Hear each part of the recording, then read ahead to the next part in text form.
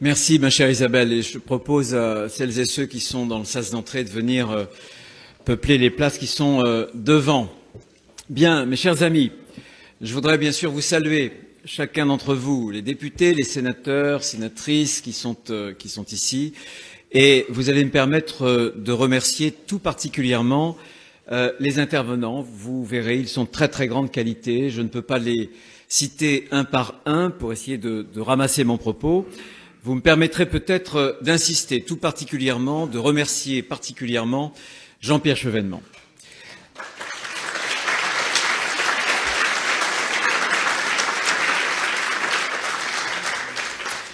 C'est un honneur pour moi, et j'espère aussi, et je viens de l'entendre d'ailleurs, pour vous, d'accueillir un homme tel que Jean-Pierre Chevènement, que je considère comme un grand serviteur de la République, comme un vrai patriote, mais aussi comme un homme d'État.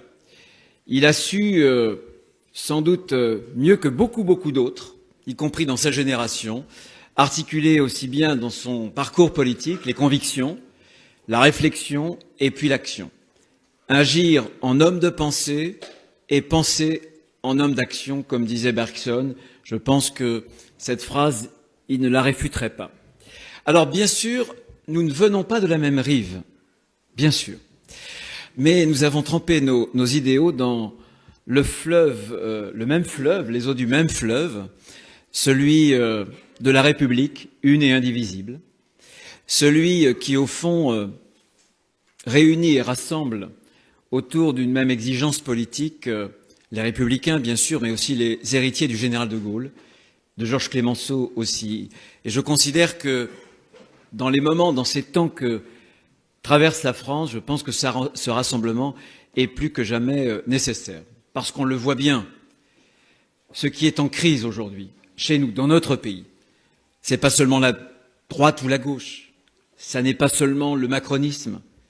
Si tel était le cas, ce serait tellement simple, mais c'est beaucoup plus. C'est la démocratie, c'est la politique. Et si parfois, sur le pavé, la violence se libère, c'est parce que la politique a échoué.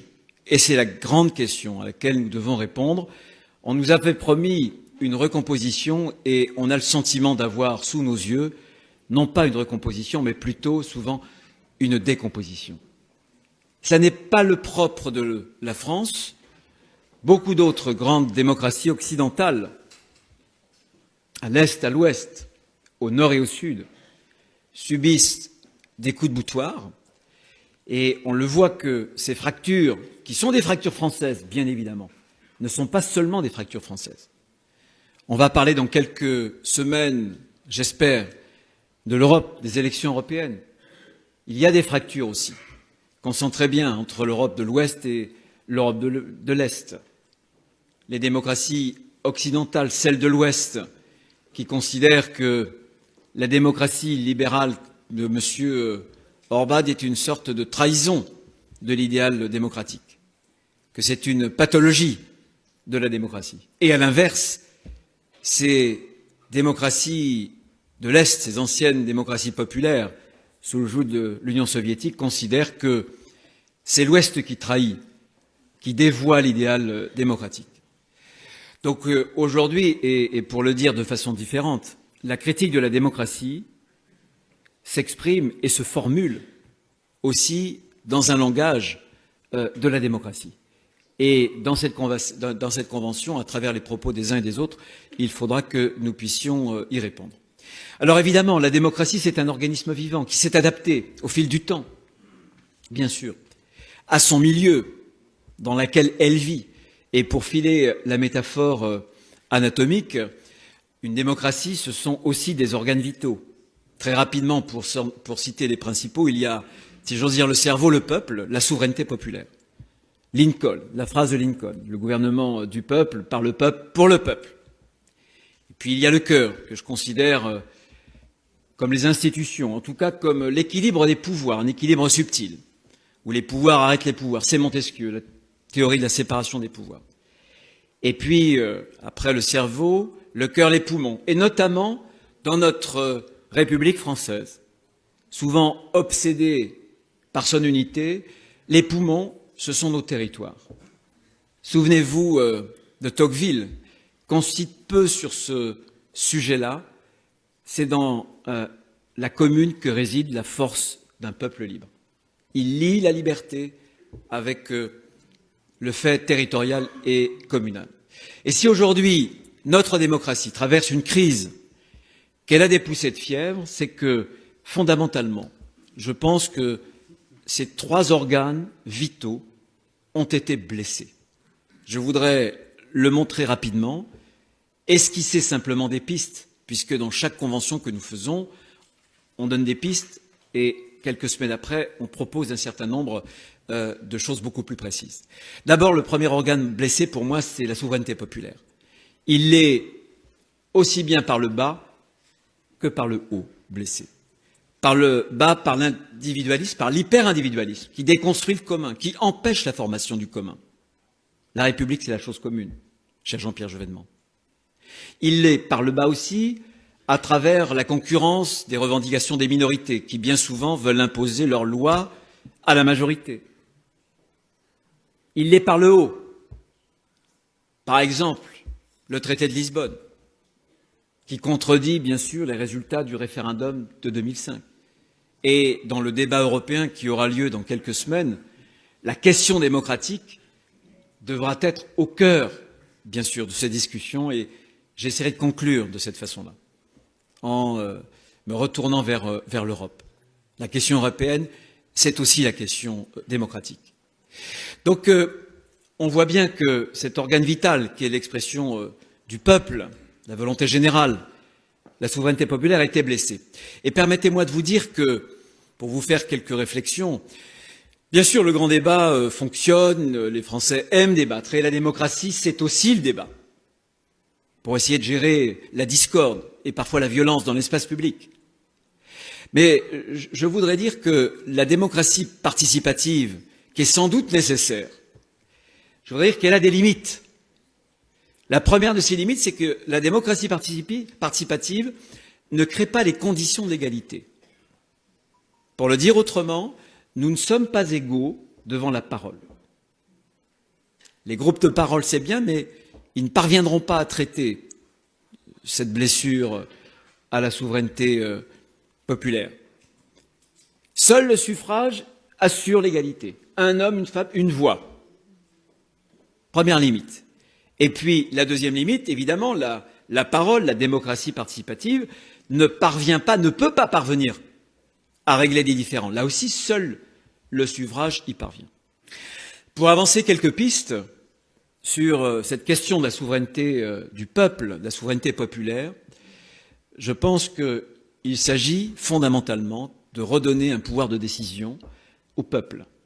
Comment peut-on le redonner? Certainement pas en accordant à ceux qui sont les adeptes de la violence, de la vocifération, à ce sans-culottisme, à cette nébuleuse extrémiste, certainement pas en leur donnant une sorte de plein pouvoir, considérant qu'ils incarnent à eux seuls la souveraineté générale. Ce serait dangereux.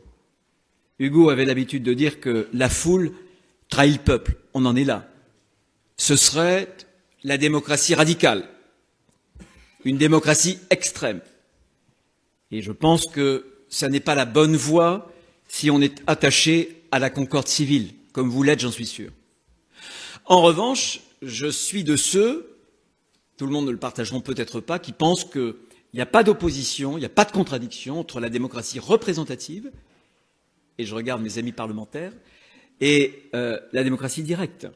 L'article 3 de la Constitution que nous a donné le général de Gaulle, voilà, cette volonté générale, elle s'exprime aussi bien par les représentants que par la voie du référendum. Il n'y a pas de contradiction dans notre Ve République.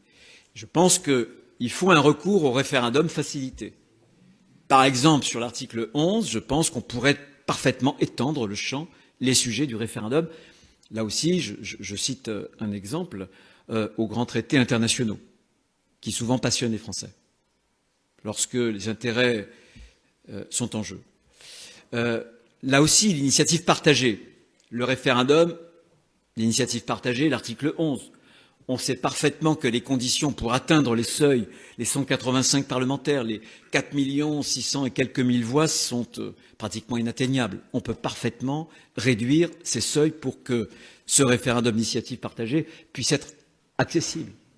Et je pense enfin que, moi qui ai vécu la fameuse consultation de Notre-Dame-des-Landes où de nombreux habitants s'étaient déplacés et avaient exprimé très très clairement leur position vis-à-vis de cette grande infrastructure pour l'Ouest qui est en périphérie au bout de l'Europe, si j'ose dire, en tout cas de la France, un peu moins que le Finistère, hein, cher Muriel et mon cher Dominique, mais quand même, je pense qu'on doit pouvoir utiliser au niveau local des référendums à condition qu'ils soient prescriptifs. Ça ne sert à rien de faire une consultation publique et surtout d'inverser en plus la décision vis-à-vis du résultat. Mais je pense qu'au niveau local, parce que le creuset de la démocratie du quotidien, c'est la commune, je pense que le référendum, on peut y avoir recours, on peut parfaitement, et c'est l'article 72, faire des propositions. Voilà. Premier organe vital blessé qu'on peut peut-être réparer, ce sera tout le débat qui vont venir dans les prochaines tables rondes, la souveraineté populaire.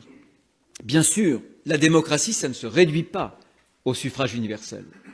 Parce que si c'était ça, M. Erdogan serait un grand démocrate. Il faut plus que cela. Le deuxième organe vital, lui aussi blessé, c'est l'équilibre des pouvoirs. L'équilibre des pouvoirs, la séparation des pouvoirs. Et je sais que c'est parfois un débat un peu obscur, parfois réservé, chère Anne-Marie, aux constitutionnalistes, mais je pense que ça doit intéresser chaque citoyen français. Je vais vous donner deux exemples qui sont très concrets. Philippe Bas en reconnaîtra l'un avec Muriel Jourda, et puis c'est Benjamin Cauchy, l'autre sans doute. Le premier, c'est la commission d'enquête du Sénat, Benalla. C'est parce que le Sénat n'est pas totalement aligné sur l'élection présidentielle et sur le fait majoritaire qu'il y a pu y avoir une commission d'enquête totalement indépendante et rigoureusement conduite. C'est ce que ça signifie concrètement, non pas dans le langage des constitutionnalistes, la séparation des pouvoirs. C'est concret pour le peuple français. Le deuxième exemple, c'est les Gilets jaunes qui nous aident à comprendre comment l'hyper-présidentialisation peut produire une hystérisation.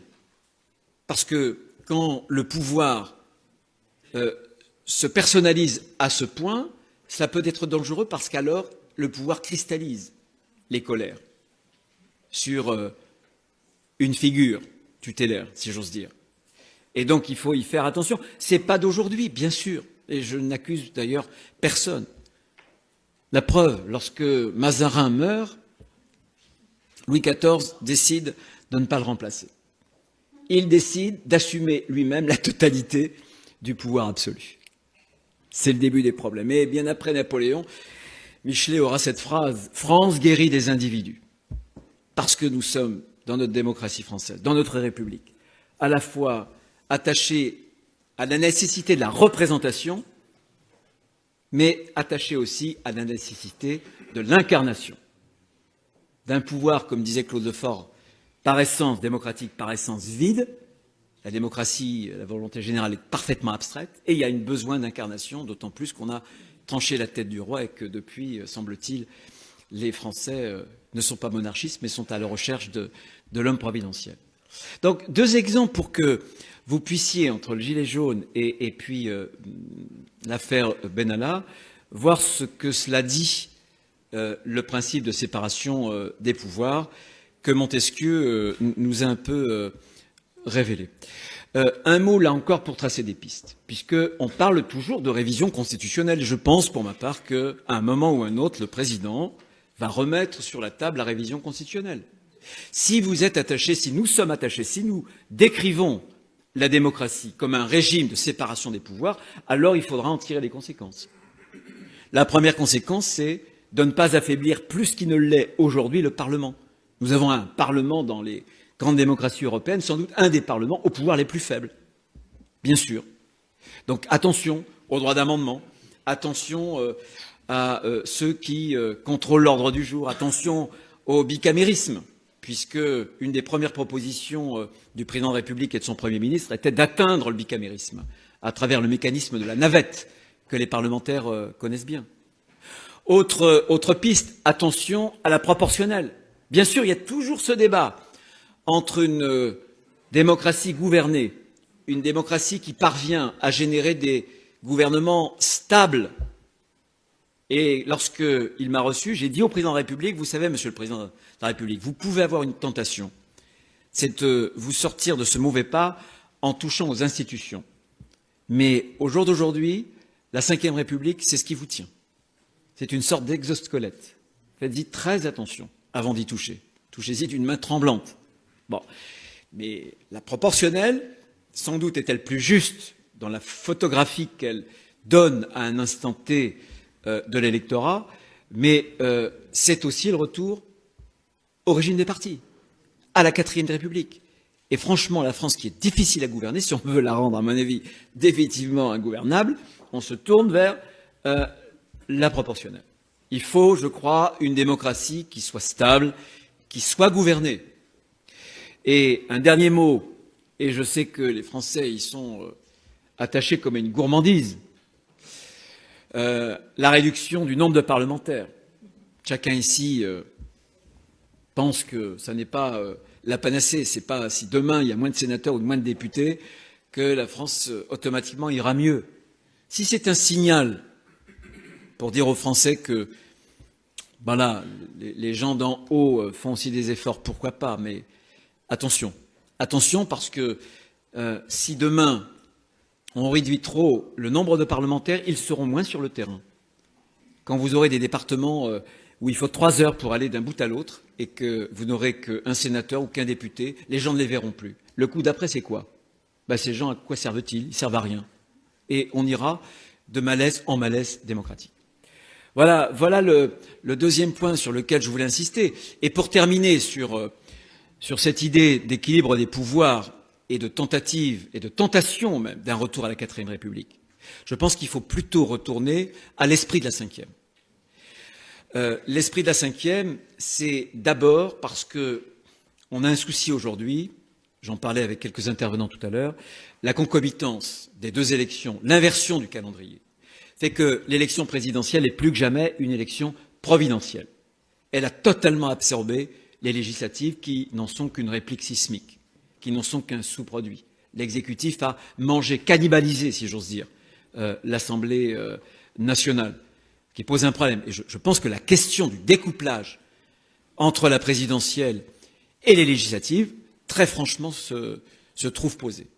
Parce qu'on a là un dérèglement qui est un dérèglement, je trouve, préoccupant et qui affaiblit notamment le régime de séparation entre l'exécutif et le Parlement, et là, notamment l'Assemblée nationale. Il faut bien sûr le bicamérisme qui, à mon avis, est l'expression d'une démocratie parlementaire achevée et de la représentation en même temps des territoires. Je vais y revenir.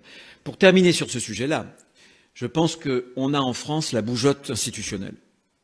Je pense que les institutions servent trop souvent de bouc émissaire. Nous en sommes à la 24e révision constitutionnelle. Y a-t-il un autre pays occidental qui modifie aussi souvent sa loi fondamentale? Bien sûr que non.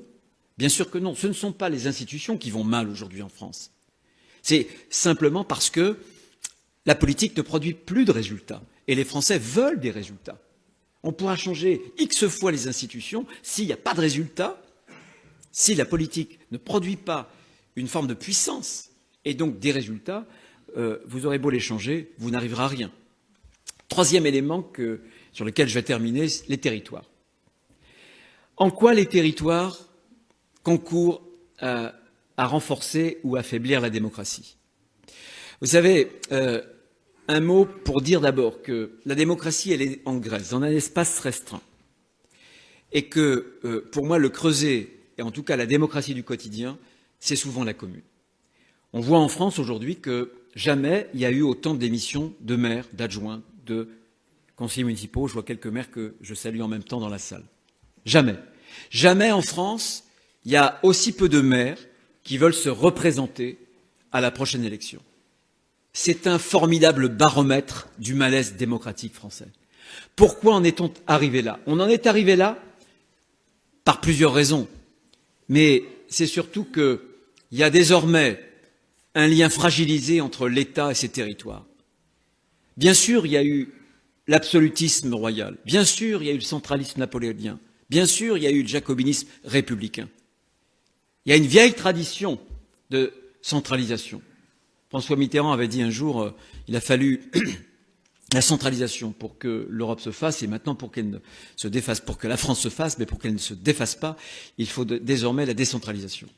Je pense que cette phrase est assez exacte, et on a construit, et j'en viens à l'articulation entre ce phénomène territorial et le phénomène démocratique, parce que le lieu, c'est le lien pour moi, et qu'on a terriblement affaibli la confiance. On a construit en France une société de l'éloignement, des régions toujours plus grandes, des cantons toujours plus grands, des intercommunalités, cher Jean-Pierre Chevènement, pas vous, mais les successeurs, toujours plus grandes. Et maintenant, il faut de moins en moins de communes, il faut des très grandes communes.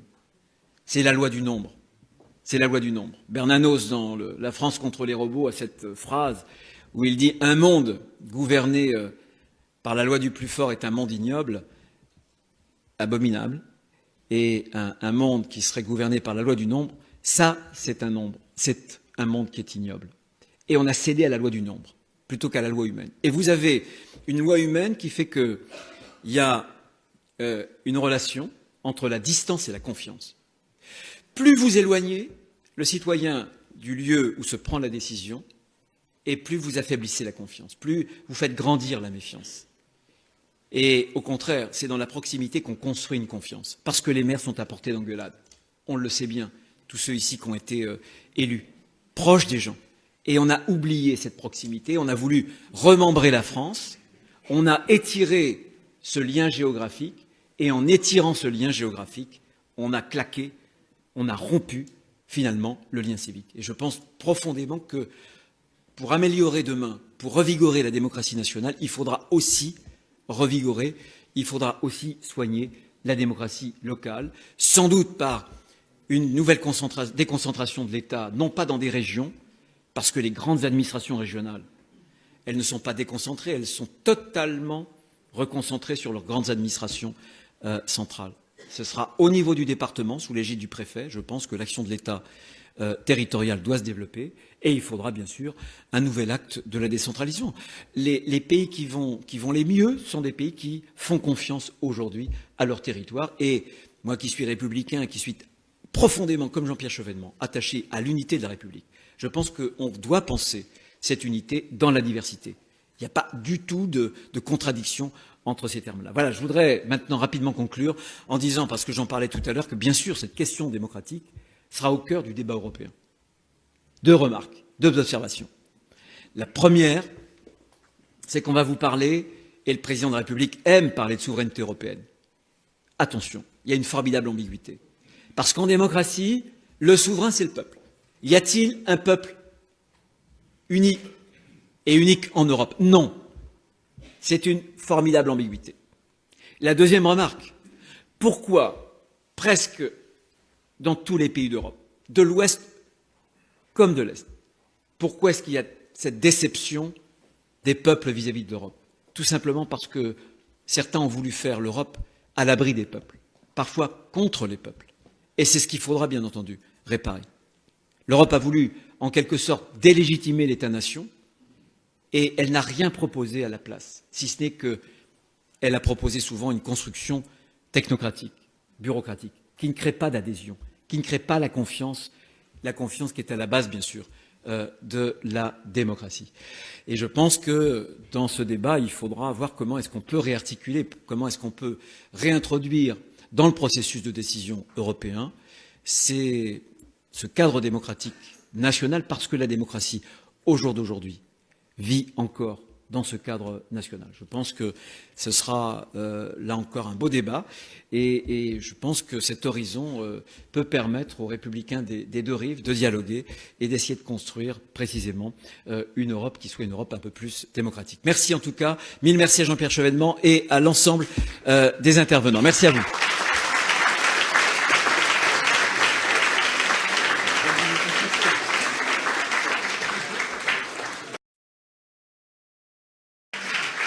Donc Dominique Régnier, vous êtes politologue, professeur à Sciences Po, directeur général de la Fondapol.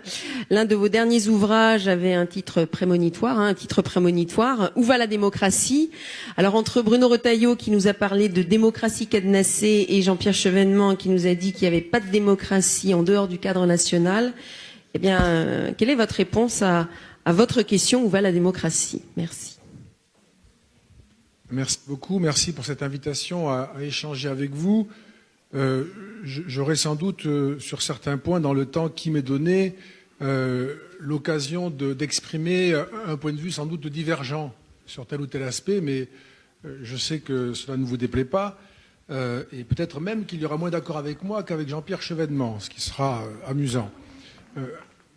Sur le phénomène des Gilets jaunes, je voulais dire un mot parce que c'est un phénomène qui en lui-même est l'expression d'une crise d'une très grande gravité et qui, pour ce qui me concerne, puisque je suis invité aimablement à témoigner devant vous, pour ce qui me concerne, me préoccupe au plus haut point et qui ne va pas s'arrêter avant très très longtemps. Et je ne pense pas que nous puissions revenir à l'ordre politique que nous avons connu jusqu'ici. Nous sommes entrés dans une période de crise chronique profonde. Il faut espérer que nous arriverons à tenir droit, mais ça n'est pas sûr. Les choses vont, à mes yeux en tout cas, très mal, je crois de plus en plus mal, et je n'attribuerai pas ça à une majorité particulière. Chacun peut juger de cela, mais la puissance de notre crise est telle que certainement qu'il y a à voir avec la profondeur de l'histoire et toute une série très longitudinale de décisions dans lesquelles nous, le peuple ou les citoyens, nous sommes évidemment partie prenante.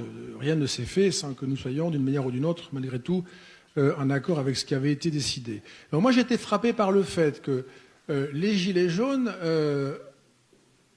sont nés d'un... Si je suis très réducteur par définition, mais sont nés d'un excès de prélèvements obligatoires qui frappe tout particulièrement des Français qui n'ont pas d'alternative pour assurer leur mobilité que l'automobile, d'autant moins que par ailleurs, et je ne moquerai pas la décision, mais par ailleurs, on a plutôt fermé les lignes de chemin de fer, couvert les lignes de chemin de fer, et donc une espèce de trappe dans laquelle, on le sait, beaucoup de nos compatriotes, et en particulier, comme l'on dit dans les territoires, formule commode mais qui au moins fait sens, se sont retrouvés contraints de concéder une partie supplémentaire de leur pouvoir d'achat par une décision qui tombait sur eux avec une certaine facilité. Je dirais que ce sont des Français qui ont des problèmes mais qui ne posent pas de problèmes. Et ce n'est pas tout à fait, je dirais, une bonne idée de confondre ceux qui ne posent pas de problème avec ceux qui n'en ont pas. Et donc les Gilets jaunes, pour moi, ce sont ces Français qui ont des problèmes et qui n'en posaient pas, et qui maintenant vont poser des problèmes. Et je pense que ça, c'est un sacré problème. Et je ne vois pas... La difficulté, si vous voulez, la difficulté, c'est qu'il faudrait être en mesure d'entrevoir des solutions, parce que les problèmes qui sont posés sont considérables. Il y a celui des prélèvements obligatoires. Je ne vais pas épiloguer, mais j'ai la conviction qu'il n'est plus possible de gouverner en augmentant les prélèvements obligatoires, ce que cependant nous faisons depuis 1958, sans arrêt chaque année qui passe, quelle que soit la majorité, hélas. Donc ça, il faut aussi quand même le constater et appuyer sur ce point. De la même façon, les 80 km/h étaient certainement, dans l'intention, une mesure, on peut dire incontestable. Sauver des vies, personne ne s'y opposera. Par contre, cette manière de faire descendre depuis Paris jusque dans les basses provinces et au fond cette idée que nous ne sommes pas en mesure de décider nous-mêmes localement de choses aussi élémentaires quand même que de connaître l'état des routes et de leur affecter une vitesse maximum de circulation, ça c'est quelque chose qui est un excès de réglementation qui n'a pas besoin de l'Europe pour exister en France. Et la bureaucratie française peut donner des leçons de bureaucratisme aux Européens. Et je voudrais quand même vous dire que si l'Europe nous dérange autant, pour réussir formidablement, Nous sommes 27 pays et assez bizarrement, sur bien des sujets, avec le même univers politique, l'Union européenne et les mêmes contraintes, nous les Français, nous réussissons moins bien. Il y a quand même quelque chose qui implique de poser nos questions à nous-mêmes et non pas, je dirais, de façon qui n'est pas raisonnable. D'imputer à une instance supérieure ou extérieure, supposée extérieure, l'Union européenne, la cause de nos maux. On va voir ce que vont faire nos amis britanniques. Ce grand peuple de parlementaires qui organise un référendum, idée bizarre pour des parlementaristes historiques, et qui, une fois le référendum étant tranché de manière très claire, on veut sortir, ne peut plus, avec son seul Parlement, dont il a quand même, détient la grande tradition, ne peut plus décider s'il veut rester ou sortir. Ma mère a appelé son chat Brexit, parce que quand il va vers la fenêtre, elle ouvre la fenêtre pour qu'il sorte, il ne sort pas. Elle ferme la fenêtre, il gratte à la porte. Bon, finalement, je trouve que c'est un syndrome. Alors, les gilets jaunes, ce qui m'a marqué, ce qui m'a d'ailleurs même ému et inquiété en même temps, c'est ce fait de ne pas vouloir de représentants. Moi, j'ai compris l'intention, mais quel message terrible pour le monde des représentants, qui ont déçu à ce point ou n'ont pas su convaincre. Je ne sais pas, il faudrait à chaque fois être très prudent et respectueux dans les formules, parce qu'on ne peut pas avancer à coups de yaka faucon. Mais quelque chose s'est passé qui fait que des Français très en colère et très pacifiques au départ voulaient exprimer leur malaise, ont posé des questions fondamentales qui sont là et qui restent sans réponse aujourd'hui, et ont considéré qu'il ne fallait pas de représentants pour porter leur colère. N'ont pas voulu d'organisation, n'ont pas voulu de programme. Tout ceci était à la fois très beau, très représentatif de la gravité de notre crise, et certainement aussi la condition d'une fragilité qui ensuite a permis un effet, comme cela a été dit, toutes les intrusions et manipulations de l'extrême gauche comme de l'extrême droite. J'ajoute ce point parce qu'il y avait ces deux éléments, mais vous le saviez, bien sûr, c'était pour faire court, mais je voulais le préciser. Donc il y a quelque chose qui a été volé, en fait, aux Gilets jaunes. Et ma grande crainte, c'est qu'à la sortie de cette crise, il n'y aura pas de sortie propre, mais à un moment donné, il y a une forme d'épuisement, et puis autre chose viendra, mais de pas forcément très heureux. Mais enfin, on se met à discuter, comme on l'a fait beaucoup ce soir, je trouve, d'institutions. C'est pas ça la question des Gilets jaunes de départ. C'est les prélèvements obligatoires, cette manière de gouverner le pays. Si on ne répond pas à ces deux questions, mais qu'à la fin on dit on a trouvé la réponse, on va changer les institutions, c'est deux fois une mauvaise idée. Et ça, c'est très imprudent. Alors, et je voudrais terminer, je suis un peu pressé, bien sûr, parce qu'il y a beaucoup de choses, pas moi, d'intervenants, et puis il faut que vous laissiez la parole. Donc je voudrais vous juste associer et terminer cette remarque sur les Gilets jaunes, phénomène passionnant et sans précédent dans l'histoire française, tout à fait étonnant et passionnant. Deux ou trois remarques rapides qui nous associent aux interventions précédentes de mon ami Bruno Retailleau et de Jean-Pierre Chevènement, pour lequel j'ai beaucoup d'estime, qui préside une fondation, ça a été dit, Res Publica. Je suis moi-même directeur d'une autre fondation, la Fondation pour l'innovation politique, et nous avons souvent l'occasion de travailler ensemble et même de débattre ensemble de façon très... vous l'avez vu, enfin, on connaît Jean-Pierre Chevènement, très érudite pour sa part et toujours très heureuse pour ce qui me concerne. Mais cependant, je voudrais faire deux ou trois remarques. Je suis rapide, et pardonnez-moi la vitesse de mon propos. D'abord, je pense que nous allons si mal que la République ou la démocratie n'a plus d'alliés.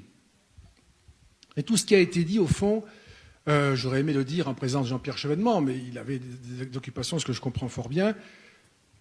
L'école, la famille, l'Église, les partis, les syndicats, les médias, les entreprises, le travail, les territoires, c'étaient les alliés de la République. On pourrait prendre chacun de ces mots et voir à quel point il a été disloqué. Aucun n'a résisté. Plus aucun ne peut remplir sa mission de grand allié de la République. Il ne sert à rien de les convoquer, ils n'existent plus. Et c'est un grand malheur. C'est un grand malheur. Ce ne sont pas. Je ne vais pas développer ces points. On pourrait prendre l'exemple de l'école et ça suffirait. Ça n'est pas vrai, ça n'est plus vrai, et c'est très triste, que l'école est le creuset de la République. C'est fini. C'est l'expérience de nos divisions. C'est le lieu où nous nous séparons, tout de suite, désormais, même sur le programme d'enseignement. Donc c'est devenu quelque chose d'extrêmement préoccupant. Ma deuxième remarque, c'est sur le peuple. Moi, je crois qu'un peuple existe quand on lui pose une question et qu'il a la liberté de répondre. Le peuple européen existera quand on lui posera une question et qu'il aura la liberté de répondre. Un peuple, ça n'existe pas par décret, ça existe par consultation. Les Américains ont fabriqué leur peuple en moins d'un siècle. Ils ne parlaient pas la même langue parce qu'ils se sont posé des questions, notamment d'ailleurs sur la fiscalité, c'est comme ça que ça a commencé, hein, et qu'ils ont décidé ensemble d'orientation. Le peuple français, la nation, mais moi j'ai écouté ce qui a été dit, individualisme, moi je pourrais ajouter multiculturalisme, je pourrais ajouter corporatisme, bientôt régionalisme. Où est le peuple, la nation que nous connaissions? C'est en voie de fragmentation. Mais c'est évident, ne pas le voir, c'est se raconter des histoires. Hein. Nous sommes en voie de fragmentation, il y a un séparatisme à l'œuvre, et il entraînera d'autres formes de séparatisme, des replis communautaires en tout genre, si nous ne trouvons pas la réponse, qui est bien compliquée, pour mettre face à ce peuple une puissance publique digne de ce nom. Et c'est par là que je voudrais terminer la question de la souveraineté. Moi, j'avoue, alors je suis très européen, hein, je le confesse, j'ai soutenu le traité de constitutionnel, je crois que ça nous distingue peut-être, mais c'est vous qui avez gagné, hein, enfin, dans les urnes. Hein, donc, et je n'ai pas non plus trouvé que c'était une bonne idée voilà, de ne pas en tenir compte, mais c'est une grande difficulté, si vous voulez. Comment peut-on imaginer, et je pense que ça fait sens pour tout le monde, comment peut-on imaginer 27 peuples, nous sommes 27 peuples, qui changeraient des règles de vie communes, parce qu'ils sont d'accord pour vivre ensemble, mais demanderaient à chacun des peuples d'approuver les règles nouvelles pour la communauté? Ça ne marchera jamais. C'est impossible. Aucune communauté ne fonctionne comme cela. Un référendum européen, oui, mais des référendums nationaux sur les règles européennes, non. Et donc là, nous n'avons pas voulu trancher un problème. Nous nous sommes retrouvés avec un référendum qui disait non. D'ailleurs, en Espagne et au Luxembourg, ils disaient oui, mais il paraît que ça ne compte pas. Et aux Pays-Bas, en France, ils disaient non, pour des raisons d'ailleurs tout à fait opposées. Et effectivement, ça a mis fin à cette situation, mais elle n'est pas tenable. La souveraineté européenne, pour moi, est une notion dans laquelle je crois. Je crois même que nous n'avons pas beaucoup d'horizons autres que celui-là. On peut, et je suis comme vous, hein, j'aime passionnément mon pays, il me touche, il m'émeut, son histoire est la mienne, aussi loin qu'il m'en souvienne. Moi, c'est comme ça, je viens de l'Aveyron, moi, qui est mon pays profond, et j'ai été candidat en 2015 aux élections régionales, et j'ai pas la même expérience de la presse locale que mon voisin. Mais bon, ça c'est un autre sujet. C'est un autre sujet. Mais justement, si. Peut-être même trop longtemps, apparemment. Non, si. Non, si vous voulez, la question, c'est que pouvons-nous faire à l'échelle de ce monde? Jean-Pierre Chevènement l'a dit, vous le savez tous. Il aurait pu citer les biotechnologies, l'intelligence artificielle, le réchauffement climatique, les grandes pandémies, les mouvements migratoires. Enfin, qu'est-ce qu'on peut faire sans nous dimensionner avec une coopération étroite avec d'autres pays? Comment ne pas essayer de mettre en face une puissance dimensionnée pour affronter la globalisation? Non pas à la place de la puissance publique française, mais en support, en point d'appui. Et je terminerai en disant ceci. La souveraineté, ça a été dit, moi ça me va très bien, c'est celle du peuple. On veut peser sur nos destins, c'est ce que nous voulons. Nous voulons réfléchir, discuter, peser sur nos destins. Le plus souvent, on exprime des préférences collectives. Il y a des élections qui ont lieu. Le problème, c'est pas qu'on ne s'est pas exprimé, c'est que ça n'a pas été fait. Nous n'avons pas un problème de souveraineté populaire au sens où nous ne savons pas ce que nous voulons quand nous nous exprimons. Nous formons bien des majorités. Mais c'est quand nous les avons formées, il n'y a pas une puissance capable de les réaliser. Nous avons un problème de puissance publique, pas un problème de souveraineté populaire. À quoi ça sert de toucher les institutions, puisque le problème, c'est la puissance publique, qui n'est plus capable, alors qu'elle les entend, de réaliser nos préférences. Et elle nous demande aujourd'hui de multiplier les consultations. On pourrait avoir des référendums d'initiatives citoyennes ou populaires, etc. Moi, je suis complètement convaincu que c'est une piste terrible, très dangereuse, puisqu'elle va nous amener à discuter encore de décisions qu'il faut prendre, mais que nous ne savons pas appliquer. Le problème, ce n'est pas de nous consulter, nous savons le faire.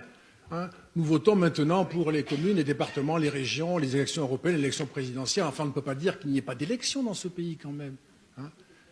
Mais le problème, c'est qu'il n'y a pas ensuite une puissance capable de les appliquer. Et donc, ma question, c'est comment laisser passer cette chance de faire de l'Europe une puissance publique commune, non pas à la place des puissances publiques nationales. Je crois que très peu de gens veulent cela, et ça n'est pas utile de lancer ce débat, mais en support, en appui, pour que la puissance, pour que la volonté populaire, la souveraineté populaire, quand elle s'exprime, puisse se réaliser dans l'histoire avec une puissance publique appropriée. Voilà ma conclusion.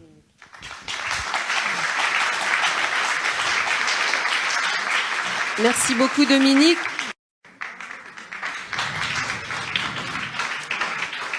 Donc il est vrai, c'est ce qu'on vient de nous dire, que ce qui préoccupait les Français, c'était les questions de prélèvement obligatoire, de fiscalité, de pouvoir d'achat. Malgré tout, les institutions, et on vient de le voir à travers un débat qui s'entamait, c'est aussi important, et nos règles du jeu démocratique sont peut-être une des explications de ce qu'on observe aujourd'hui. Alors Anne-Marie Le Pourrier, vous êtes professeure agrégée de droit public à l'Université de Rennes, vice-présidente de l'Association française de droit constitutionnel, auteure de nombreuses publications dans des revues scientifiques. Vous avez quelques femmes dans la salle. Et vous en aurez encore plus à l'issue de notre table ronde. Elle a beaucoup travaillé, Anne-Marie, sur les notions de souveraineté nationale. Vous déplorez notamment l'irruption dans notre droit des désirs individuels au détriment de l'intérêt général. C'est précisément ce dont nous parlait tout à l'heure Jean-Pierre Chevènement, le fameux droit des minorités. Donc moi j'ai une première question, puisque Bruno en a fait état. Démocratie représentative, démocratie directe et démocratie représentative et démocratie participative. Vous vous souvenez de ce qui a été inventé, je ne citerai pas son nom, ça lui ferait de la publicité. Voilà, si vous pouvez nous faire part de votre analyse. Merci beaucoup, Madame le Président. Alors, je voulais vous dire tout d'abord que je ne défends jamais ma boutique, c'est-à-dire que je ne suis pas une folle des réformes institutionnelles. Je voudrais vous avouer mon éternel scepticisme, voire même mon agacement concernant la capacité des réformes institutionnelles à remédier à des crises, qu'elles soient sociales, qu'elles soient économiques, ou ici, essentiellement une crise politique. Il faut bien la nommer, celle-là, elle est vraiment politique. Ne faisons pas semblant d'imputer aux institutions la responsabilité de nos mœurs, de nos comportements, de nos incuries et de nos mauvais choix. J'ai vécu et enseigné au total pendant 6 ans à la Martinique. Du matin au soir, il n'était question que des réformes statutaires, obsessionnelles, à un tel point que j'avais publié dans le France Antilles un article intitulé « Le statut nouveau est arrivé », où je me moquais de leur obsession statutaire et de la volonté systématiquement de penser que si la Martinique allait mal, c'était la faute du statut de la Martinique. Et évidemment, on a changé le statut de la Martinique au bout de 3 référendums, et évidemment, ça n'a strictement rien changé, et je peux vous garantir que c'est pas le changement de statut de la Corse qui va non plus remédier aux problèmes insulaires. Je connais l'histoire. Ce ne sont pas les réformes institutionnelles qui remédient aux problèmes sociaux qui sont liés aux mœurs et au comportement. Donc, j'ai une ironie assez désabusée quand je lis le projet de révision constitutionnelle encore déposé devant le Parlement, qui prétend nous apporter une démocratie plus représentative, plus responsable, plus efficace. L'intitulé présomptueux me fait déjà passablement sourire. Alors, sur la question de la démocratie représentative, la démocratie directe, bien entendu, les grands pays comme le nôtre, Jean-Pierre Chevènement l'a dit, doivent avoir un gouvernement représentatif majoritairement. La question qui se pose est de savoir si on peut ou on doit articuler la démocratie directe avec une démocratie principalement représentative. Alors, je précise tout de suite au niveau des concepts que la vraie démocratie, elle est directe ou elle n'est pas. Démocratie représentative, déjà, c'est un oxymore. Hein. Bon, la vraie démocratie athénienne, celle de Rousseau, c'est la démocratie directe. Simplement, on a admis pour des raisons politiques et pour des raisons à la fois également lié aux grands États qui votent beaucoup de lois que c'était pas possible d'appeler le peuple en permanence sur l'agora pour voter lui-même les lois. Donc on doit faire avec la démocratie représentative pour plusieurs raisons. Mais est-ce qu'on peut l'articuler? Alors, non seulement on peut, mais on doit. L'article 3 de notre Constitution nous dit la souveraineté nationale appartient au peuple, qu'il exerce par ses représentants et par la voie du référendum, et ceci est voulu délibérément par les constituants français, sous l'influence notamment du juriste René Capitan, qui a conseillé le général de Gaulle et qui a voulu ces éléments de souveraineté populaire dans la Constitution de la Ve République, qui ne se trouvait pas dans les constitutions précédentes. Et René Capitan lui-même, c'est d'ailleurs subi l'influence d'un grand juriste alsacien qui s'appelait Carré de Malberg, et qui a écrit un très bel article superbe en 1931 à la Revue du droit public, et cet article s'intitule « Considérations théoriques sur la combinaison du référendum avec le parlementarisme ». Et je vais vous lire sa phrase parce qu'elle me paraît résumer la nécessaire, je dirais, articulation du référendum et de l'idée de représentation. Il nous dit ceci, Carré de Malberg, « Seul le référendum apparaît comme un complément suffisant de l'idée de représentation, parce que seul il satisfait le concept sur lequel repose le régime représentatif, à savoir que par les élus, c'est le sentiment du corps populaire qui se manifeste. Et, dit-il, ce concept a pour conséquence nécessaire la reconnaissance du droit pour les citoyens de manifester un sentiment contraire à celui qui, sur un point déterminé, a été manifesté en leur nom par leurs représentants. » Et je pense que cette idée que le peuple puisse, sur certaines grandes questions touchant à son contrat social, puisse dire là-dessus, il y a un doute, on n'est pas certain que tout de même le peuple souverain soit vraiment d'accord, faisons le test et appelons-le aux urnes où il vote après passage dans l'isoloir, après une campagne référendaire, en son âme et conscience, et non pas avec des tweets sur Internet ou voterait devant un ordinateur.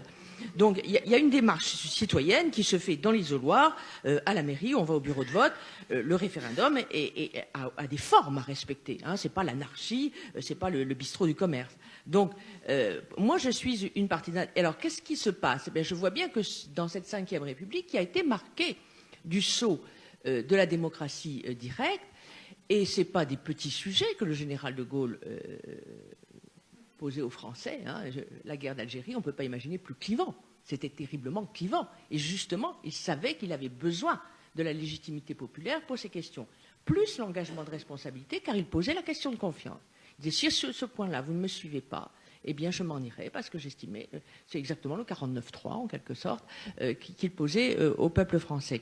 Et donc, il me semble que c'est l'abandon total de la démocratie directe qui est à l'origine d'une frustration des Français, et que ce ne serait pas une mauvaise chose de l'introduire, mais alors, pas sous le modèle américain ou suisse, où les gens vont aux urnes pour un oui ou pour un non, se prononcer sur, je sais pas, la nature des appâts dans la chasse à l'ours ou des choses stupides. Je trouve que nous pourrions nous inspirer d'un modèle à côté de chez nous, une démocratie parlementaire qui date de 1947, c'est l'Italie. L'Italie a prévu le référendum abrogatif. Alors en plus, comme c'est de l'abrogation seulement, ça suit quand même une loi déjà votée par les parlementaires.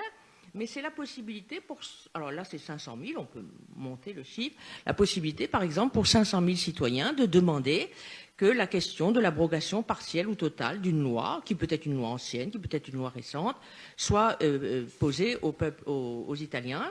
Et évidemment, il y a un encadrement, il faut un contrôle de constitutionnalité, il faut bien sûr, c'est très très étroitement contrôlé, et puis c'est impossible pour les lois fiscales, et c'est aussi impossible pour les lois autorisant la ratification des traités, parce que on ne peut pas abroger la ratification d'un traité par voie populaire de cette façon-là, c'est extrêmement délicat. C'est bien fait, et souvent quand j'enseigne à mes étudiants les régimes politiques étrangers, les régimes comparés qui sont proches de chez nous, beaucoup viennent me voir et me disent, mais madame, mais pourquoi les Anglais ont eu le droit de se prononcer sur leur mode de scrutin? Pourquoi les Italiens ont eu le droit de se prononcer sur la privatisation de la gestion de l'eau? Pourquoi ici ou là, les gens sont... Et puis nous, les Français, on n'est jamais consultés. On ne peut pas se prononcer. Je dis, bah, écoutez, depuis 2005, on n'a plus le droit, manifestement, de se prononcer, puisqu'on avait peut-être mal voté.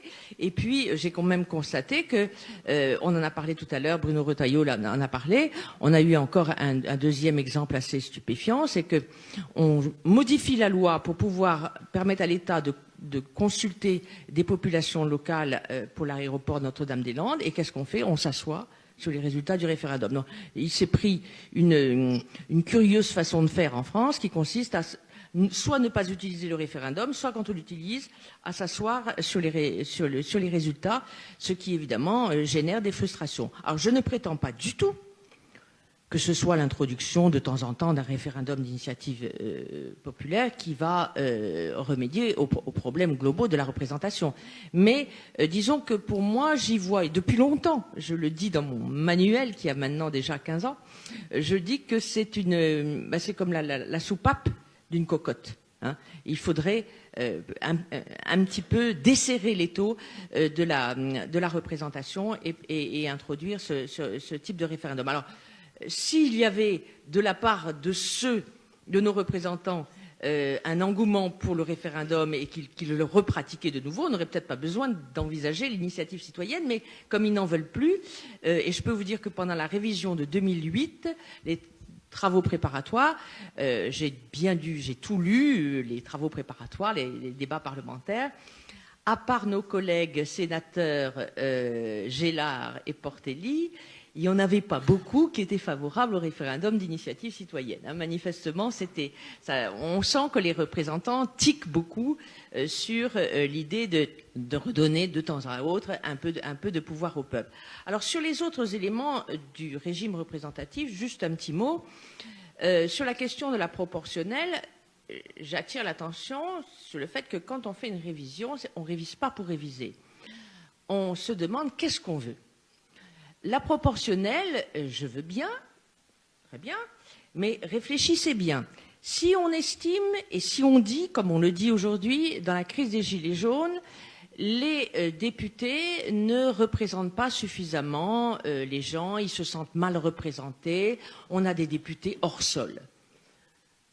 61 députés élus sur une liste nationale à la proportionnelle pour fabriquer de l'hors sol, vous êtes formidable. Hein, bon, il faut un peu réfléchir. Hein, qu'est-ce qu'on veut exactement? Rien de tel qu'une élection de liste proportionnelle sur une liste nationale pour fabriquer des députés qui n'ont de compte à rendre qu'à ceux qui les ont mis sur la liste, c'est-à-dire le chef du parti, et n'auront jamais de compte à rendre qu'à leur chef de parti. Donc là, il faut quand même bien savoir qu'est-ce que c'est que la proportionnelle. Hein. Bon. Je veux bien l'idée d'un miroir, d'une représentation qui permettrait à chacun d'avoir un nombre d'élus proportionnels, mais attention, là encore c'est René Capiton qui avait très bien dit les choses, le soir d'une élection à la proportionnelle, quand aucun parti n'a la majorité, qu'est-ce qui se passe? Regardez ce qu'a dû faire Madame Merkel. Elle a mis près de 6 mois à composer un gouvernement. Elle est allée d'abord voir les Verts et les centristes pour leur demander de faire une coalition. Au bout d'un mois, ça n'a pas marché. Ah bon, alors elle est revenue faire une coalition avec les socialistes, et c'est la deuxième grande coalition en Allemagne depuis quelque temps. Le résultat, c'est pas compliqué, l'AfD, l'extrême droite, est montée. C'est pas compliqué puisque quand vous avez la droite et la gauche qui s'unissent pour gouverner ensemble, les gens qui sont pas contents du résultat, qu'est-ce qu'ils font? Ils vont voter dans les extrêmes à côté. Hein. Donc il faut bien réfléchir aux conséquences. Bon, la proportionnelle, c'est connu depuis toujours, René Capiton l'avait dit, aboutit à la confiscation du choix populaire. On croit que c'est plus démocratique, les effets pervers ne sont pas évidents du tout. Hein. Donc il faut bien réfléchir à tous ces éléments avant de se lancer.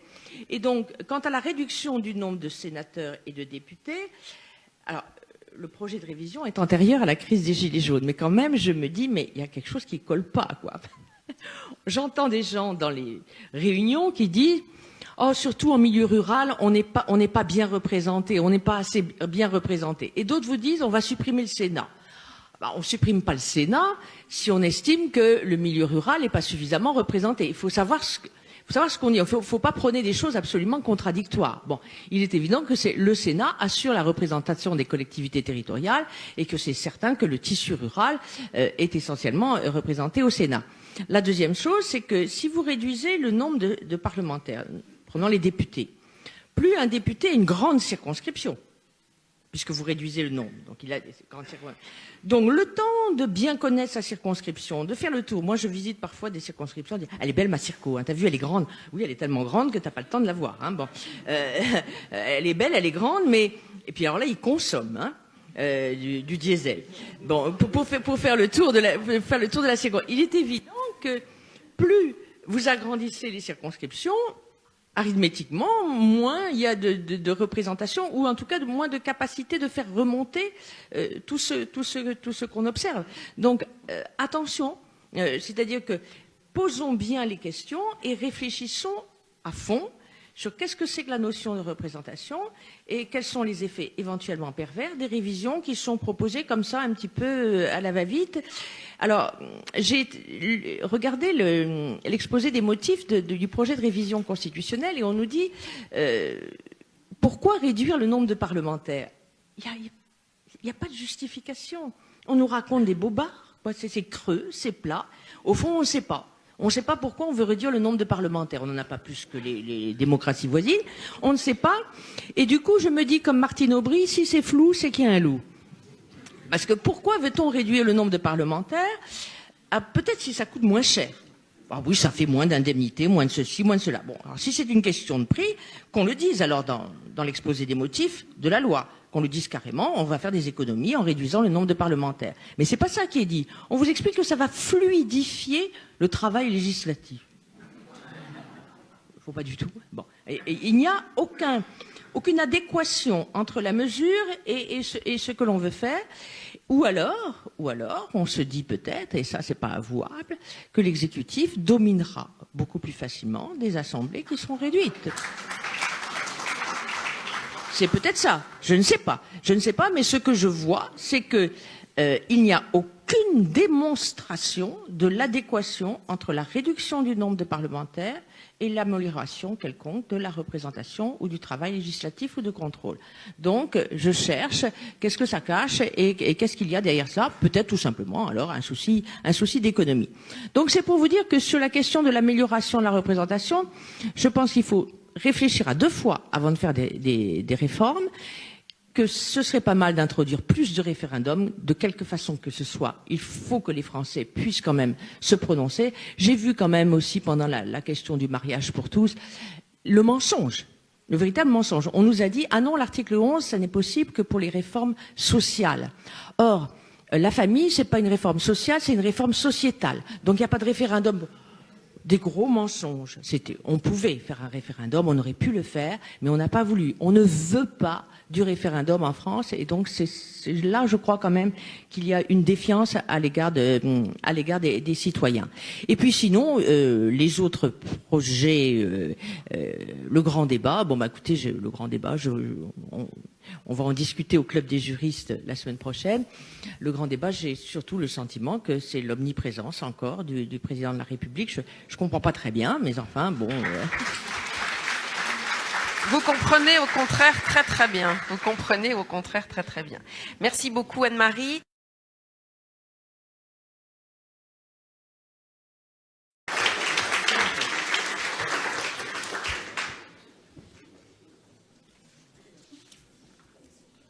Bien, Monsieur le Président, Mesdames, Messieurs, j'ai répondu avec plaisir à l'invitation de Force républicaine. C'est le nom de votre club, c'est comme ça qu'on peut dire, hein? Et ce n'est pas pour me déplaire, et je l'ai fait aussi parce que j'ai beaucoup d'estime pour Bruno Retailleau, que j'ai eu la chance de rencontrer sur les bancs du Sénat et d'écouter, souvent avec plaisir, car nos idées quelquefois se rencontraient, bien que nous venions de rives opposées. Qu'est-ce à dire ? Qu'est-ce qui nous sépare ? La droite ? La gauche ? 2 épouvantails ?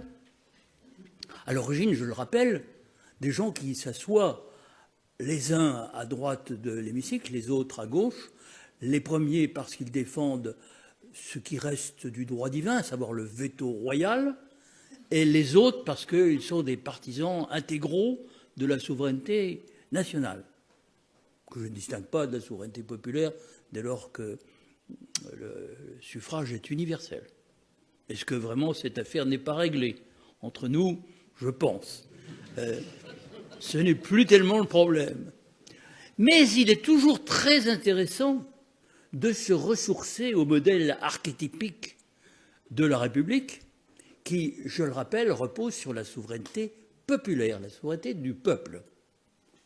Ce n'est plus la souveraineté de Dieu, puisque la Révolution réalise ce basculement qui fait descendre, comme disait Michelet, le ciel sur la terre. C'est le peuple qui est souverain, et le peuple, ce sont les citoyens encore, chaque citoyen étant une parcelle du souverain, une toute petite parcelle, mais une parcelle quand même, qui doit se déterminer en vue de l'intérêt général, qui est donc associée à l'exercice collectif de la raison, de préférence formée par l'école.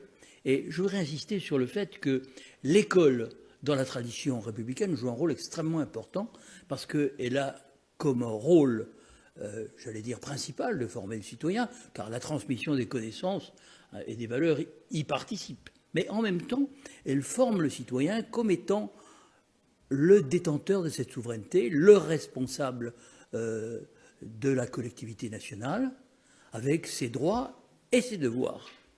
Alors ce rappel archétypique de ce qu'est la République, avec évidemment comme débouché le Parlement, ce qui distingue, je dirais, la Révolution française de son inspirateur principal, Jean-Jacques Rousseau, c'est que Rousseau n'acceptait pas la théorie de la représentation. Et à partir de la fête de la Fédération, eh bien, on a considéré que la première assemblée, l'Assemblée constituante, puis la législative, la Convention, etc., toutes les autres, représentaient le peuple. C'est-à-dire que ce transfert s'est opéré légitimement. Nos concitoyens ont considéré qu'en effet, ils étaient représentés par leurs députés. C'était très beau. Ce n'était pas évident. Mais ils l'ont accepté. Et si je vous fais faire ce petit voyage rétrospectif, c'est que vous m'avez demandé de vous parler de la crise de la démocratie. Alors on pourrait dire la crise mondiale de la démocratie. Alors, je ne vais pas m'aventurer sur ce sentier parce que, naturellement, je montrerai que ces fractures caractérisent toutes les sociétés industrielles autrefois dites avancées et que un économiste que vous avez peut-être dont vous avez peut-être lu les bonnes feuilles, qui s'appelle Branko Milanovic, a montré que les classes moyennes en Asie se sont développées, enfin ont vu leurs revenus augmenter, tandis que dans les pays industrialisés, elles voyaient toutes leurs revenus stagner ou baisser. Il y avait un phénomène de paupérisation de ces couches sociales qui contrastait avec l'enrichissement d'un très petit nombre. Celui-là étant en général, on le trouve aussi bien en Asie qu'en Europe, en Amérique. C'est un autre problème.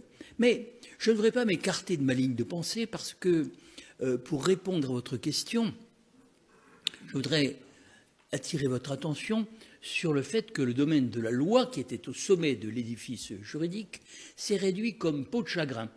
S'est réduit comme peau de chagrin, non pas tant à cause de la Ve République, qui a effectivement défini, mais assez largement, le domaine de la loi, mais du fait d'autres causes que je ne veux pas énumérer toutes, mais la principale est quand même le transfert massif de compétences vers des instances non élues qui n'ont pas de compte à rendre devant le peuple. Jacques Delors disait à un moment que 80% de notre législation économique et sociale serait désormais faite à Bruxelles, enfin, ou à Strasbourg, enfin, tant que le Parlement européen demeure à Strasbourg. Enfin, il y participe très peu, mais il y participe quand même un petit peu. Donc 80%, c'est énorme. Je n'ai pas fait le compte, mais il est vrai que quand je vois l'activité du Parlement, elle consiste très largement à transposer des directives ou des lois européennes dans notre législation. Et on se demande ce qui reste aujourd'hui du domaine législatif. Alors, il y a peut-être le code de la route, mais on me dit qu'il a été réformé par décret. Alors même ça n'est plus sacré. Et on voit le développement aussi des ordonnances, tout à fait inconsidéré, puisque dans un projet de loi qui va créer la collectivité européenne d'Alsace, je vois que des compétences seront définies par des ordonnances à venir. Alors, ça, il faut vraiment le faire. Je dirais que voter une loi, puisque c'est une proposition, projet de loi dans l'état actuel des choses, qui déjà mentionne le recours aux ordonnances pour définir son propre contenu, ça montre qu'on est allé très très loin. Alors, j'ai mentionné ces transferts de compétences, puisque c'est la formule qui figure dans la Constitution. Naturellement, il y a aussi l'extension du pouvoir juridictionnel, à la fois national et européen. Européen, la Cour de justice européenne, depuis les arrêts célèbres Café Jacques Vabre et l'arrêt Nicolo du Conseil d'État, le premier étant un arrêt de la Cour de cassation, donc supériorité du droit européen, et rôle de la Cour de justice de l'Union européenne comme juridiction en dernier ressort, qui dit le droit. Ajoutez à cela le Conseil européen des droits de l'homme et des libertés fondamentales, c'est comme ça que ça s'appelle. Cour européenne, c'est la Cour européenne. Cour européenne. Mais enfin, elle définit aussi des principes très généraux. Par exemple, le droit à une vie privée et familiale, c'est quand même très général.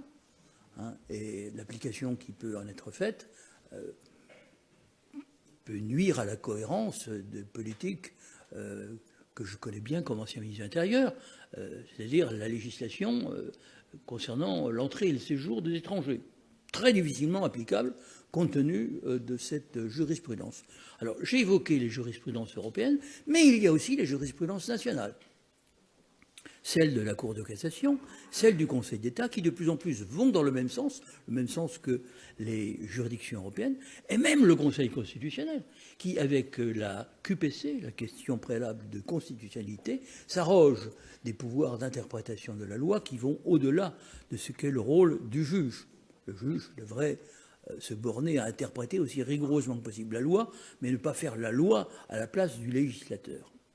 Alors, je n'ai pas évoqué l'expansion des droits fondamentaux, mais nous sommes dans une société, vous l'avez dit, Monsieur le Président, où l'hyper-individualisme se développe à une vitesse galopante au nom des droits individuels ou des droits de certaines minorités. Pratiquement, on laisse s'installer dans la société tout entière une sensibilité victimaire avec des gens qui se portent partie devant la justice pour obtenir des dérogations à la loi ou pour faire en sorte que la loi ne soit plus appliquée que dans l'esprit de venir au secours des victimes. Ce n'est pas exactement la loi républicaine qui, je le rappelle, est égale pour tous, en principe, hein, et doit s'appliquer avec fermeté. Je ne dis pas avec sévérité, mais avec fermeté. Car si la République se désagrège, c'est aussi parce qu'on ne sait plus très bien ce qu'est la loi qui, jadis, trônait au sommet de l'édifice juridique, et aujourd'hui est en très mauvais état.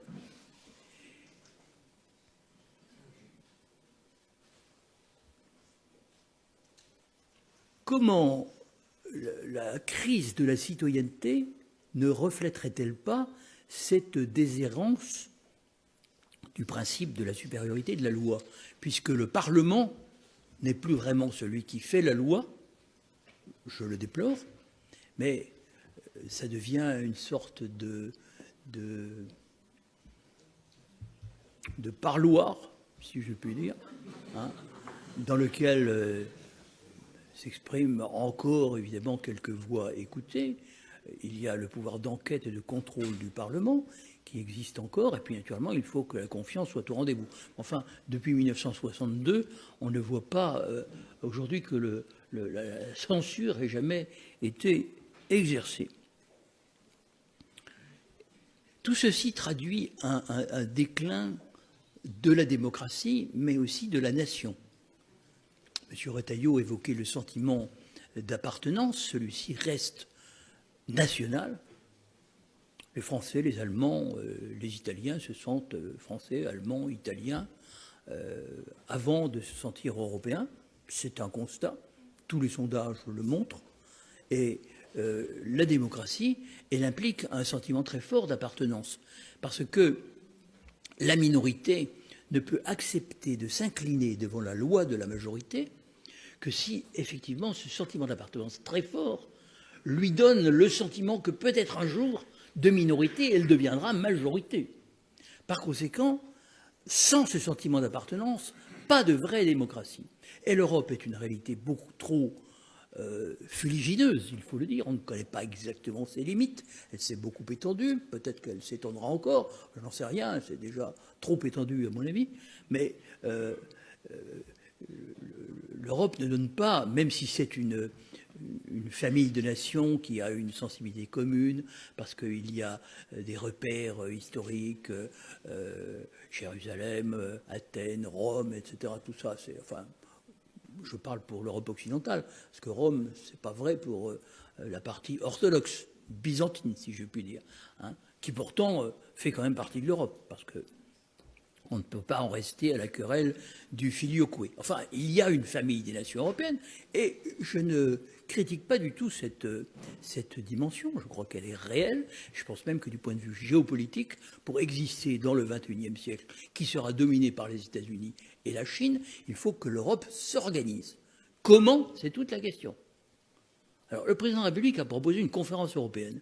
Si ces paroles étaient suivies des faits, mais quand je lis les tribunes de Mme Annegret Kramp-Karrenbauer, on crée que j'ai fait un effort, je me dis qu'il y a quand même loin de la coupe aux lèvres et que on n'est pas sûr que cette conférence, qui serait très utile, d'autres l'ont proposé, par exemple Hubert Védrine, de faire une nouvelle conférence de Messine pour réfléchir, remettre à plat tout cela. Est-ce possible à 27, puisque nous serons vraisemblablement 27, enfin, à moins qu'un retournement subi vienne changer la position de la Grande-Bretagne, ou alors le Parlement joue encore pleinement son rôle. Hein. On peut voir que Mme Theresa May est à la fête tous les jours. Hein. Et elle manifeste beaucoup de cran, on ne peut que l'admirer. Mais c'est un Parlement. C'est un Parlement, c'est incontestable. Hein. Donc, j'arrive à cette idée que la désuétude de la loi va de pair avec le discrédit qui a été jeté sur la nation, en tout cas l'oubli de cette réalité fondamentale qu'il n'y a pas de démocratie qui tienne en dehors du cadre national et qu'il faut, si on veut construire l'Europe, partir du cadre national, partir de la brique de base qu'est la nation si on veut faire quelque chose de solide.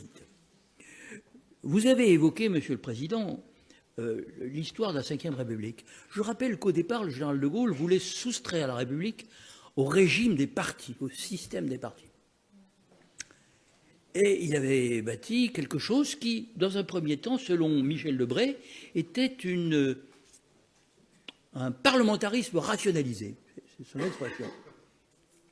Puis il y a eu l'élection du président de la République au suffrage universel, qui a quand même contribué à la présidentialisation du régime, et le quinquennat dont il faut bien reconnaître qu'il ne s'est pas avéré une innovation heureuse à la lumière de l'expérience. Disons, à la fin du quinquennat de Jacques Chirac, celui de Nicolas Sarkozy, de François Hollande, maintenant celui de Emmanuel Macron, on sent que c'est très difficile parce que c'est une démocratie cadenassée qui tourne tout entière en effet autour de l'élection du président de la République au suffrage universel. De sorte que le député n'est plus le représentant du peuple, il devient en quelque sorte le représentant du président qui demande au peuple de lui faire confiance pour appliquer son programme. Alors,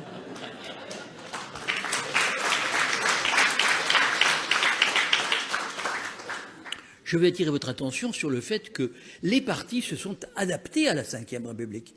Ils ont porté à leur tête un président ou un premier secrétaire qui était le candidat naturel de leur camp.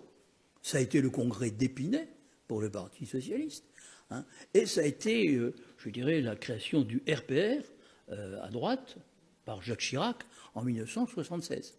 Et les partis étant ainsi organisés, on a vu que le souci du rassemblement des Français autour de l'homme de la nation que devait être le président de la République est quand même passé après l'intérêt du parti. De sorte que cette Ve République a connu une forme rapidement adultérée après la mort du général de Gaulle. On peut dire cela. Alors, sur le rythme, je ne me prononce pas. Chacun a son opinion. Et je ne veux pas vous imposer la mienne. Mais je constate simplement que depuis 2 décennies, le nombre des abstentions s'est énormément développé, que les partis alternatifs ou extrémistes ont recueilli de plus en plus de voix, de sorte que les partis de gouvernement, qui recueillaient largement plus que la majorité, aux dernières élections présidentielles, au premier tour, n'ont fait que 25%. 20 plus 5 ou 6, 6, 26%. 26%.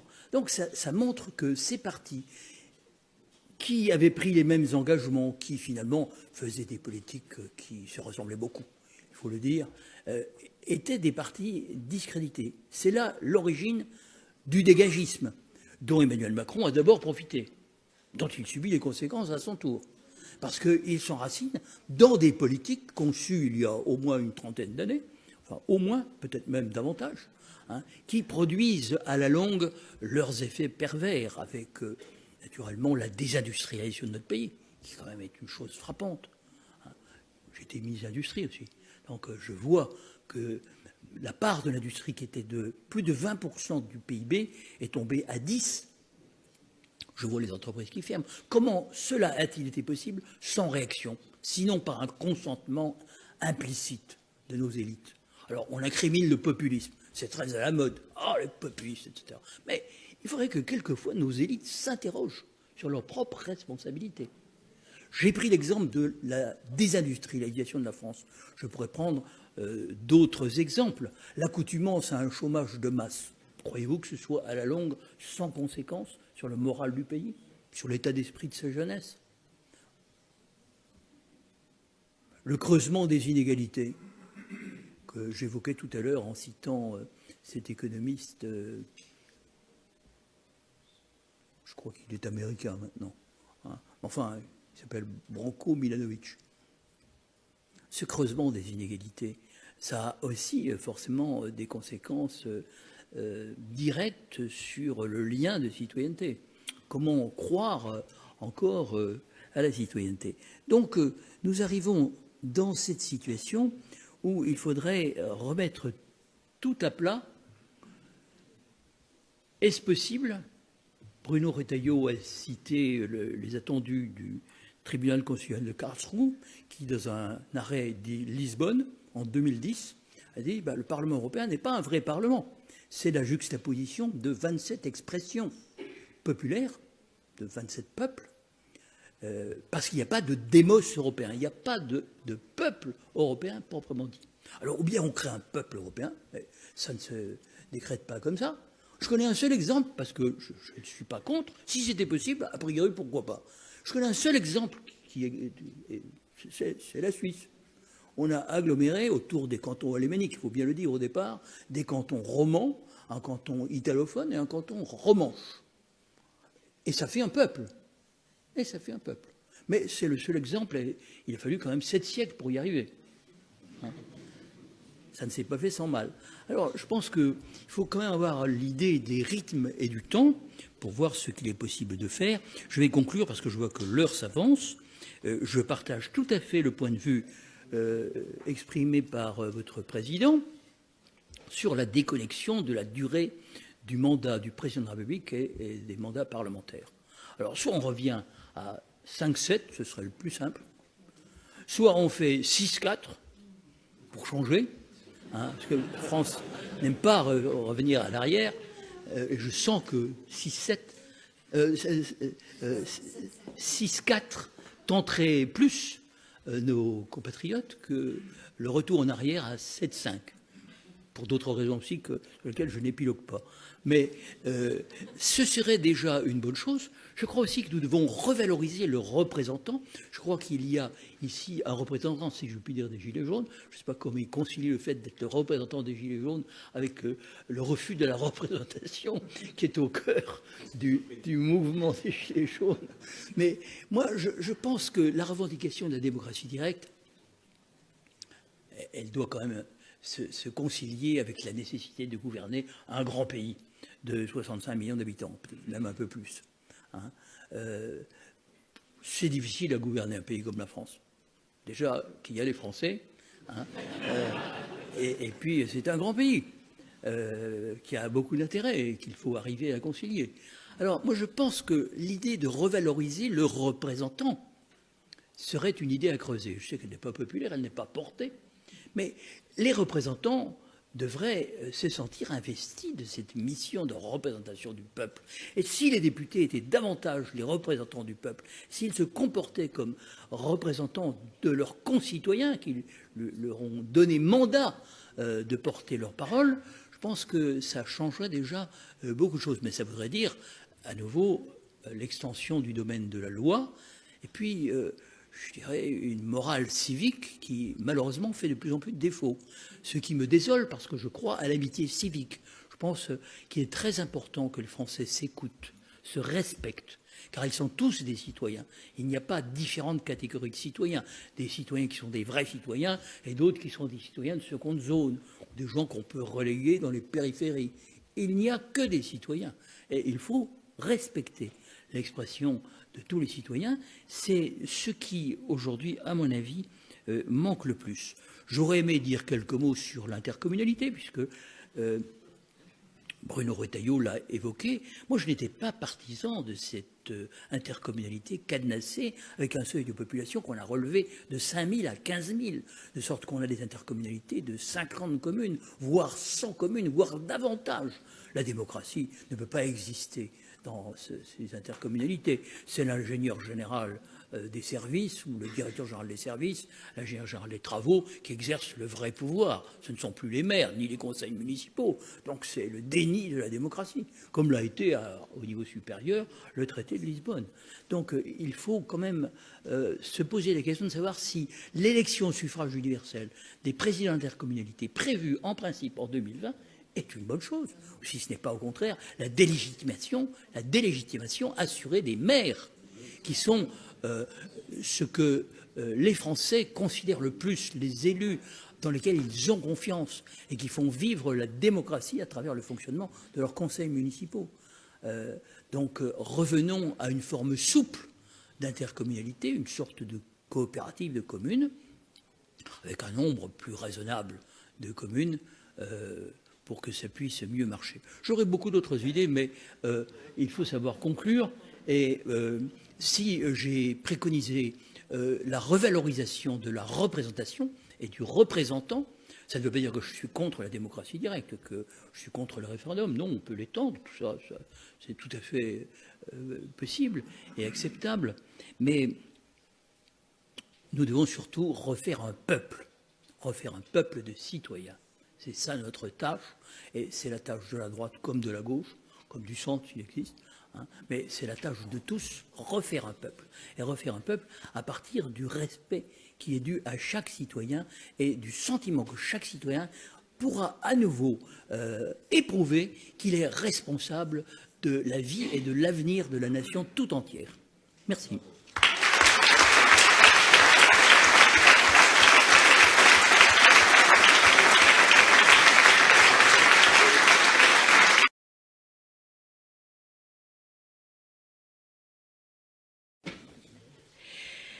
Alors, je vais vous présenter. Donc, Benjamin Cauchy, vous êtes un des leaders médiatiques, c'est ça qu'on dit, des Gilets jaunes. Voilà, vous êtes cadre commercial dans la région de Toulouse. Vous avez eu des engagements politiques et syndicaux. Vous mettez beaucoup en avant les problématiques de fiscalité et de pouvoir d'achat. Donc, j'ai envie de vous poser une première question. Où en est le mouvement à 7 heures? Enfin, 7 heures. Et vous avez écouté à la fois Bruno Retailleau et Jean-Pierre Chevènement. Est-ce que vous partagez leur analyse, notamment sur la place du peuple et la représentation nationale. C'est une question extrêmement large que vous venez de me poser. Vous m'avez donné 45 minutes, je crois. 6 heures, très bien. Alors, avant toute chose, parce que Monsieur le ministre Jean-Pierre Chevènement vient d'en parler, quelle est la légitimité d'un gilet jaune à venir intervenir, le problème de représentation dans la démocratie, et quid de la démocratie, de la représentation, ne serait-ce qu'au sein des gilets jaunes.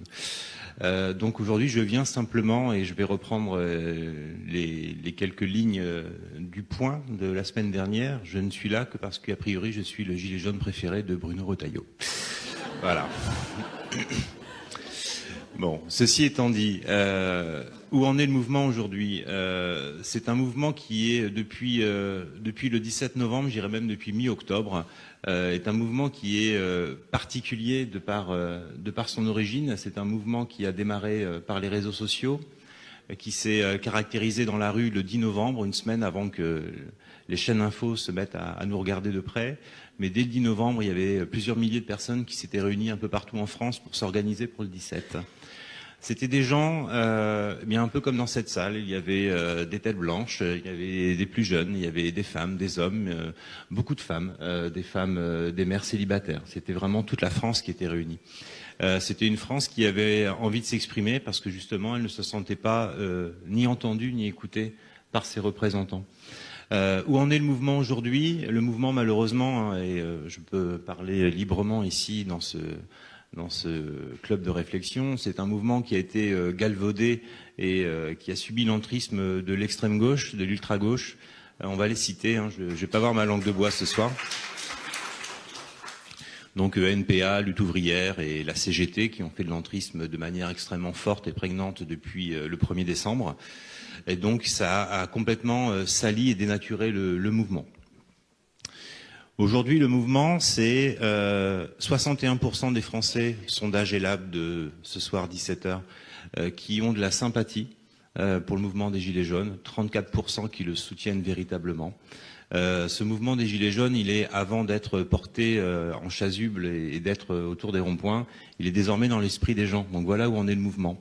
Maintenant, ce que les chaînes info, ce que les médias et ce que le gouvernement cherche absolument à montrer, c'est encore aujourd'hui quelques milliers de radicaux qui veulent plus en découdre avec la démocratie que pour revendiquer véritablement les problèmes originels qui étaient ceux du pouvoir d'achat et de l'injustice fiscale. Donc voilà où en est le mouvement aujourd'hui. Injustice fiscale, pouvoir d'achat et évidemment un problème de représentation. Sincèrement, les Gilets jaunes n'ont pas un problème avec la démocratie. On a plutôt eu l'impression que la démocratie avait un problème avec les Français. Depuis 2017, le président de la République a choisi, un petit peu comme dans une télé-réalité, pour faire investir des candidats aux législatives, parfois des députés qu'on appelle hors sol, des députés qui sont complètement déconnectés de la réalité. J'ai cru comprendre qu'il y avait des élus locaux dans la salle, donc des élus locaux qui tous les samedis matins vont rentrer dans leur permanence, qui vont faire le rôle de président du CCAS, qui vont délivrer des bons alimentaires, qui vont rencontrer la misère au quotidien. Tous ces élus de terroir, eux, évidemment, ils ont été conscients qu'il y avait un... Ça y est, on m'a coupé la parole. Je croyais qu'il y en avait un problème de démocratie. Très bien. À droite. Bon, on est dans la bonne maison pour ça. Ok. Donc voilà. Donc clairement, plusieurs dizaines, plusieurs centaines de députés de La République En Marche déconnectés de la réalité, ou alors qui avaient parfois vendu leur âme pour avoir une étiquette. C'est pour ça qu'il y a des gens qui étaient avant chez Force Républicaine, qui étaient chez les Républicains, qui ont vendu leur âme pour un portefeuille, pour un Marocain, et d'autres du Parti socialiste également. Donc tout ça a également nourri cette défiance qu'il y a entre les citoyens et entre les citoyens et leurs représentants. Comment un élu qui a été pendant des années au RPR, puis après à l'UMP, aujourd'hui se retrouve à En Marche. Alors moi, militant, quand je dis moi, je parle pas de moi, mais je parle de n'importe quel citoyen. Comment moi, militant, je peux m'y retrouver?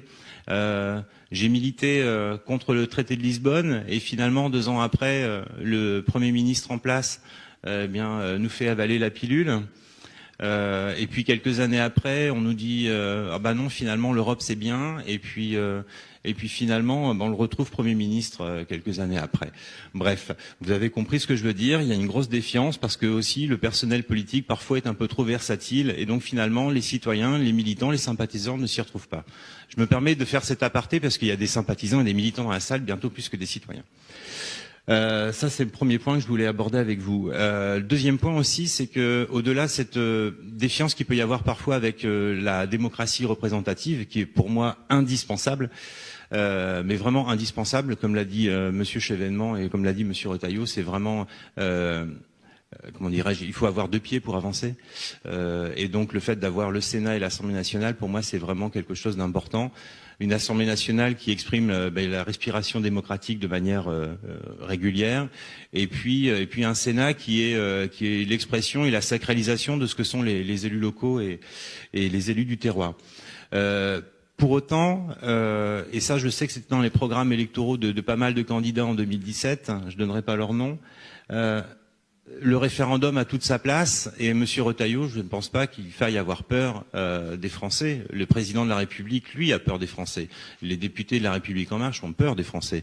Mais je pense sincèrement que le peuple de droite n'a pas à avoir peur et doit avoir confiance en les Français, et modifier le référendum d'initiative partagée en véritable référendum d'initiative citoyenne, c'est quelque chose que l'on peut envisager. Évidemment, on ne va pas mettre un gap à 50 000 électeurs, sinon à chaque fois qu'on va vouloir changer, à chaque fois que 50 000 personnes vont vouloir changer la couleur des rideaux d'une salle des fêtes, on va faire un référendum. C'est pas là le sujet. Pour autant, les Français ont besoin de pouvoir s'exprimer d'eux-mêmes. Ils ont pris l'habitude, je vais faire un parallèle assez choquant, mais depuis la création de Loft Story, les gens ont pris l'habitude de voter sur leur téléphone de manière très interactive, et ils ont eu l'impression d'être des acteurs immédiats. Et donc finalement, ce temps de la démocratie que sont les élections législatives, finalement, ça leur suffit pas. C'est pas pour autant qu'ils vont faire n'importe quoi. Et on peut faire confiance dans les citoyens. Les citoyens sont des gens, les Français sont un peuple intelligent et raisonnable. Et donc on peut imaginer un référendum d'initiative citoyenne à hauteur de 700 000, 800 000 personnes, de manière à proposer un texte qui serait de toute façon validé par référendum. Donc on ferait appel aux 43 millions de sagesse qu'il peut y avoir dans notre pays. Voilà le sujet.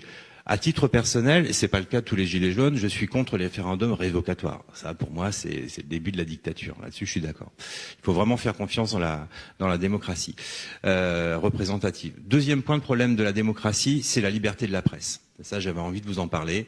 On a une presse qui est de plus en plus partisane, qu'on veuille ou non. On a une presse qui a des partis pris. Je parle pas forcément de la PQR, de la presse quotidienne régionale, qui pour le coup est relativement objective dans ses traitements. Alors peut-être pas pour vous, Madame Boyer, vous n'avez pas de chance.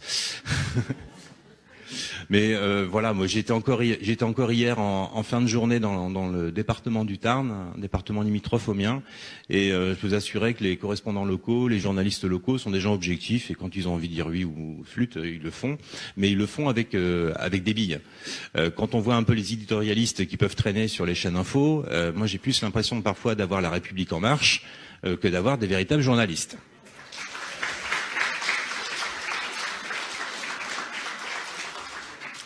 Donc je ne m'étendrai pas trop sur ce sujet-là, j'ai pas envie de faire le buzz avec ça, mais simplement vous dire que les Français ne sont pas dupes, et que du coup, ils n'ont plus forcément en face d'eux des journalistes, mais ils ont principalement des éditorialistes qui viennent porter une vision politique tout à fait respectable au demeurant, c'est leur choix, mais pour autant ils ne peuvent pas se revendiquer journalistes. Un journaliste, il est là pour faire du factuel et aller chercher de l'information. Voilà. Et ça, les Français l'ont bien compris. Du coup, il y a un dégoût, il y a un rejet, et les plus radicaux des Gilets jaunes rejettent désormais toutes les chaînes d'information, les grandes messes de 20h de TF1 et France 2, même la presse de France 3 régionale, ils commencent à en douter, et du coup, ils vont se ranger sur, encore une fois, je ressens le même objet, sur les réseaux sociaux, qui sont nourris de fake news, qui sont comment dirais-je, la plateforme idéale pour tous les complotistes qui peut exister, et qui ont fait de l'entrisme dans le mouvement des Gilets jaunes. Donc si on veut véritablement que les citoyens retrouvent confiance dans la démocratie, il faut aussi qu'ils retrouvent confiance dans les vecteurs de la démocratie, dans ceux qui communiquent et qui portent les messages des représentants. Donc il y a des solutions. Hein. Est-ce que on est obligé d'avoir des groupes de presse qui dépendent parfois de marchés publics? Je pose la question. Voilà, je vous laisse réfléchir là-dessus. Je pense au groupe Bouygues, par exemple, qui peut bénéficier de marchés publics dans d'autres pans de son activité. Je pense à Altis, voilà. Donc à réfléchir. J'ai pas de réponse, hein. Je lève des sujets. Il me reste combien de temps? 0 minute. Mais vous aurez sûrement des questions. Alors attendez, j'avais noté 2-3 trucs quand même, et je vais finir. Je n'ai pas le... Bon, alors écoutez, je reste ouvert à vos questions. Merci à vous. Merci beaucoup. Merci Benjamin.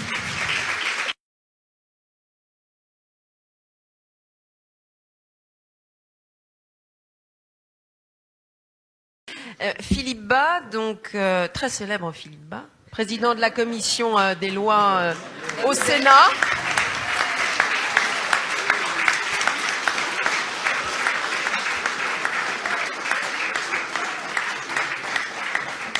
Et j'ai envie de vous poser une question par rapport à ce que disait tout à l'heure Dominique Régnier.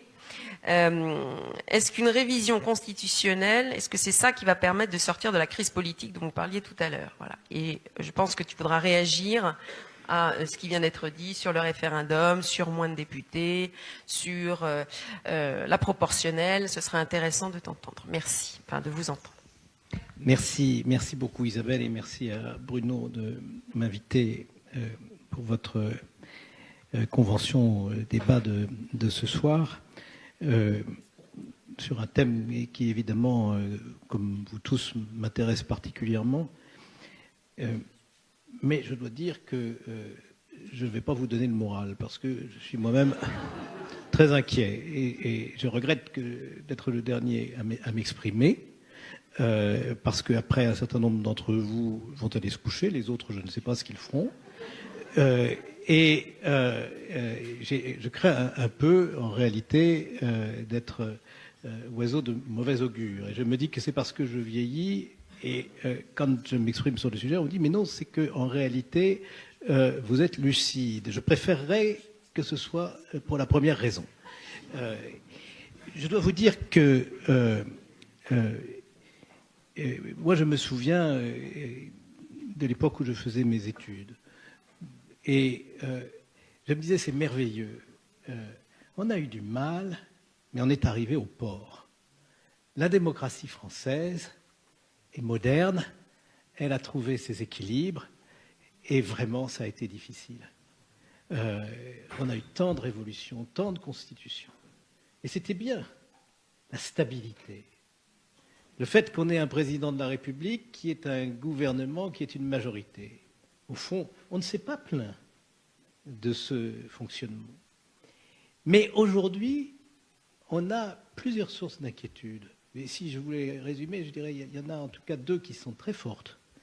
D'abord, on a conduit ce système au bout de sa logique jusqu'à tangenter l'absurde. Et on est arrivé à un système de toute puissance exécutive dans lequel il n'y a pas assez de respiration démocratique. Et ce que nous vivons ces derniers mois, c'est précisément le fait que la respiration démocratique, quand on ne l'organise pas, il faut bien qu'elle ait lieu. On cherche son air dans une démocratie, on ne le trouvait plus. Et la deuxième chose qui m'inquiète presque de manière égale avec ce souci de cette toute-puissance exécutive, c'est que la toute-puissance exécutive que nous a léguée quand même le général de Gaulle, il ne faut pas feindre de la découvrir comme si c'était une nouveauté, elle n'est acceptable dans une démocratie que lorsque cette démocratie est régulée par la perspective de l'alternance.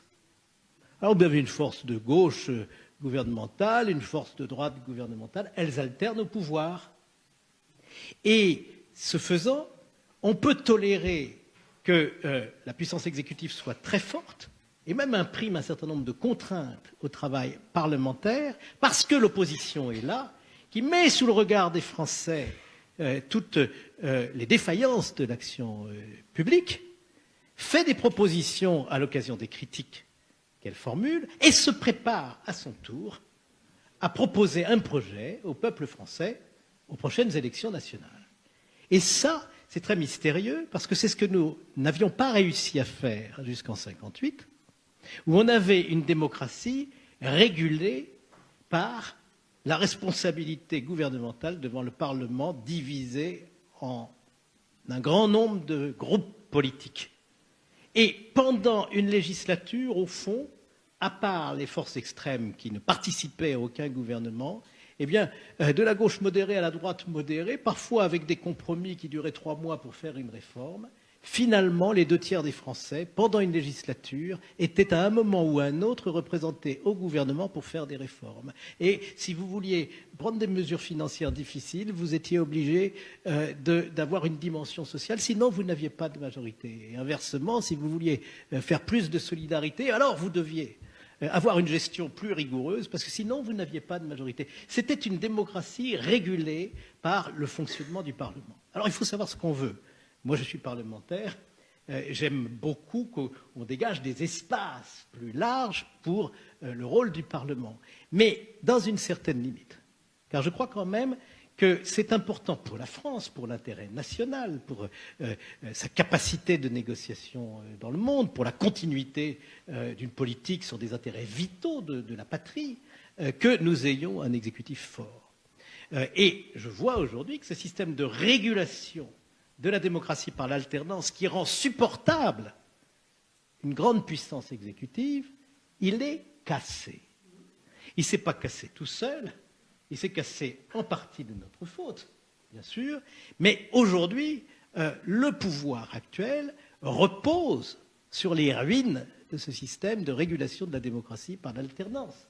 Et notre travail à nous, ce n'est pas de réviser la Constitution pour rebâtir un système de régulation par l'alternance, car la Constitution, je crois que je vais dans le sens de ce que vous disiez en introduisant votre propos, la Constitution est impuissante pour régler ce problème. Elle peut bien sûr contribuer, plus ou moins.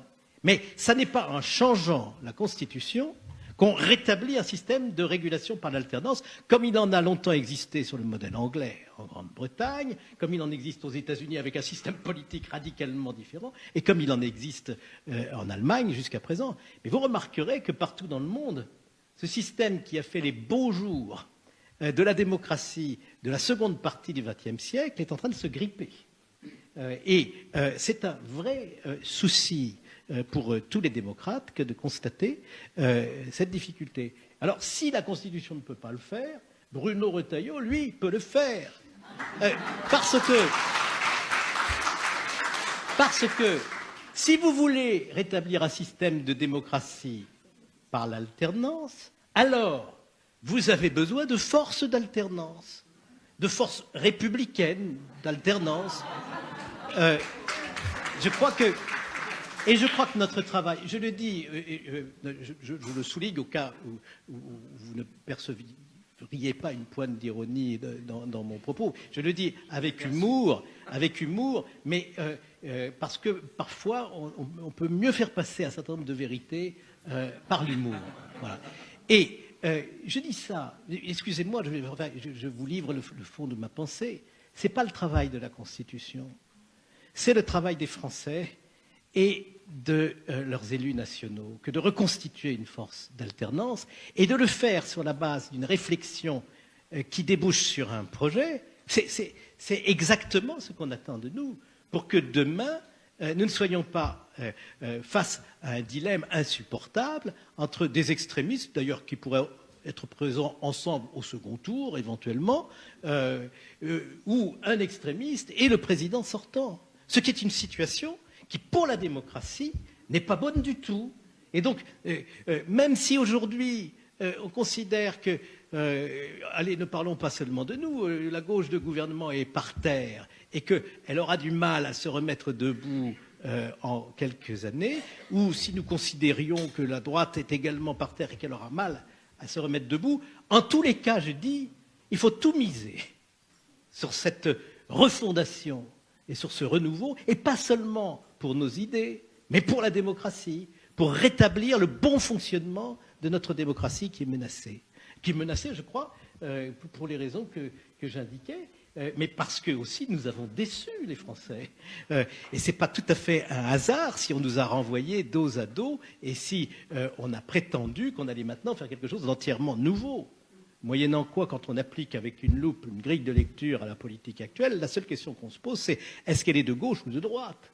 Parce que la gauche et la droite, c'est quand même le combustible qui donne son énergie à la démocratie. Et en France, depuis toujours, on ne va pas réinventer ça, ça existe et ça marche.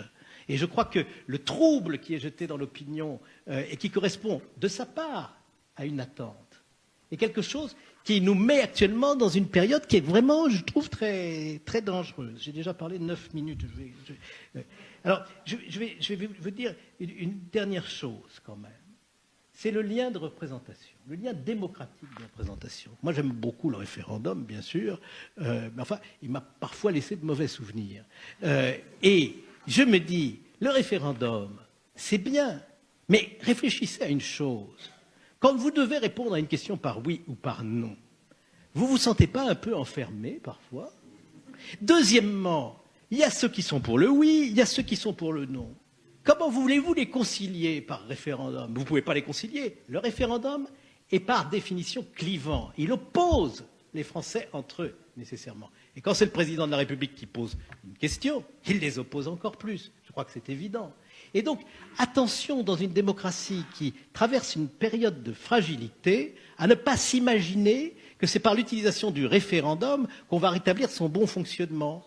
Parce que l'avantage de la délibération parlementaire, et croyez bien que je ne plaide pas pour ma paroisse, je crois à ce que je vous dis, je le dis sincèrement, l'avantage de la délibération parlementaire, c'est la prise en compte du point de vue de celui qui ne pense pas comme vous et dont vous avez besoin pour former une majorité. Si bien que quand vous délibérez pour voter une loi, surtout quand vous êtes sénateur, et que cette loi émane du gouvernement, mais que néanmoins vous voulez l'infléchir dans un sens qui vous paraît bon, alors vous négociez. Et quand vous négociez, eh bien, vous réussissez à améliorer les textes. Un référendum ne se négocie pas, c'est à prendre ou à laisser, c'est en noir et blanc, c'est pas en couleur.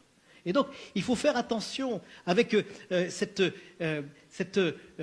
espoir qu'une démocratie référendaire serait une démocratie qui fonctionnerait mieux, parce qu'une démocratie qui abuse du référendum est une démocratie qui est portée à sa propre caricature. Et moi, je crois qu'il faut y être attentif, et il faut savoir qu'un référendum sur une question historique, c'est très bien, je crois que c'est même nécessaire, que des référendums à la petite semaine, où vous auriez 25% de participation, là, c'est pas bien. Et donc, quand on réfléchit au référendum, il faut y réfléchir de manière responsable, en voyant bien tous les avantages du référendum, mais aussi tous ses inconvénients. Or, si je parle du lien de représentation, vous êtes dit, il est en train de faire une bifurcation sur le référendum, il nous a annoncé qu'il allait parler du lien de représentation, et ça n'a rien à voir. Mais justement, si. Je pense qu'il faut, notre priorité, ça doit être aujourd'hui d'intensifier ce lien démocratique qui unit le citoyen à son élu.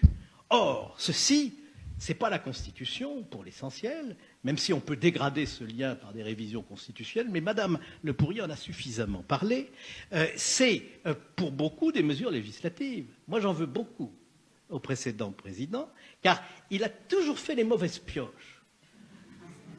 En ce qui concerne... pas seulement en ce qui concerne le sujet qu'on aborde ce soir, mais il a fait les mauvaises pioches pour tout ce qui concerne la vitalité de notre démocratie.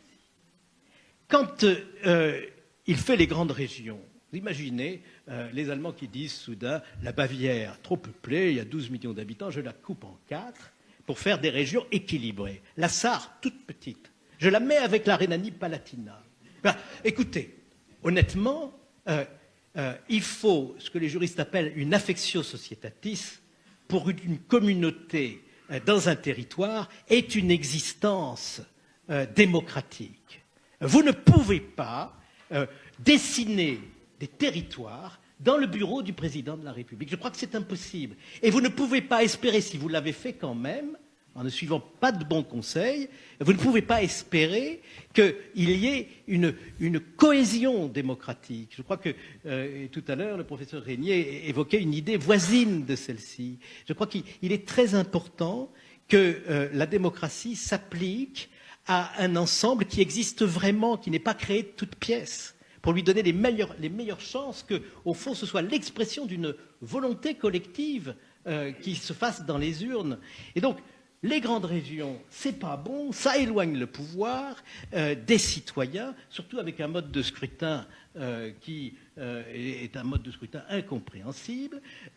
Les grandes communautés de communes en milieu rural, où le pouvoir est exercé par des gens que les citoyens ne connaissent pas, c'est pas bon. Les grands cantons, c'est pas bon. Ça fait beaucoup de défauts qui vont tous dans le même sens. Mais rien n'est pire que les projets actuels, parce que finalement, quand on regarde ce qu'a fait M. Hollande, c'est quand même moins grave que ce qu'on nous prépare aujourd'hui. L'idée que le Parlement marcherait mieux si on devait se partager le travail en étant moins nombreux, mais dans aucune entreprise, on se dit qu'en étant moins nombreux, on travaille mieux. C'est une idée qui est assez difficile. Si, mais en tout cas, les ouvriers ne pensent pas ça. La véritable difficulté, c'est que à un moment, on se dit, mais comment est-ce que l'électeur accède à son élu si on distend le lien? Alors moi, je ne suis pas, je me braque pas, hein, parce que on peut très bien diminuer le nombre, on pourrait aussi l'augmenter. Ça ne changera rien d'essentiel, sauf quand on le diminue trop, quand des territoires seront des déserts démocratiques. Alors je crois qu'il faut faire attention à ça. Vous ne pouvez pas faire vivre une démocratie en distendant le lien entre les citoyens et les élus. Au fond, le temps de députés consacré aux citoyens va diminuer quand il y aura moins de députés. Il faut y être attentif. Et je souscris entièrement à ce que disait tout à l'heure Anne-Marie Le Pourrier sur la liste nationale. Indépendamment de la proportionnelle, la liste nationale, c'est des gens qui n'ont jamais à rencontrer un seul électeur, à savoir ce qu'ils ont, nos électeurs, dans la tête, dans le cœur et même dans les reins, et qui, de ce fait, ont une distance considérable avec la France profonde. Je crois que ça, c'est vraiment une mauvaise action contre la démocratie. Je crois qu'il faut bien le dire. Les seuls qui avaient dans leur programme quelque chose qui ressemblait à ça, c'était ce qu'on appelait à l'époque le Front National, qui a changé de nom depuis, mais je continue à les suivre de près, car le Front National avait mis dans son programme un système génial. Vous faites une liste nationale pour tous les députés. C'est vrai que ça facilite la recherche de candidats. Ensuite de quoi, vous dites, comme nous sommes très démocrates, nous appliquons les mêmes règles que le scrutin municipal. Moyennant quoi, la liste qui arrive en tête avec 30% des voix commence par s'approprier 50% des sièges plus 1, puis sur les 50% restants, elle en prend le tiers. Ça, je crois qu'il faudrait le suggérer au président de la République, parce qu'il s'arrête en chemin. S'il veut avoir une liste nationale, c'est plus commode pour un président de la République ou une présidente de la République quand même de la composer soi-même.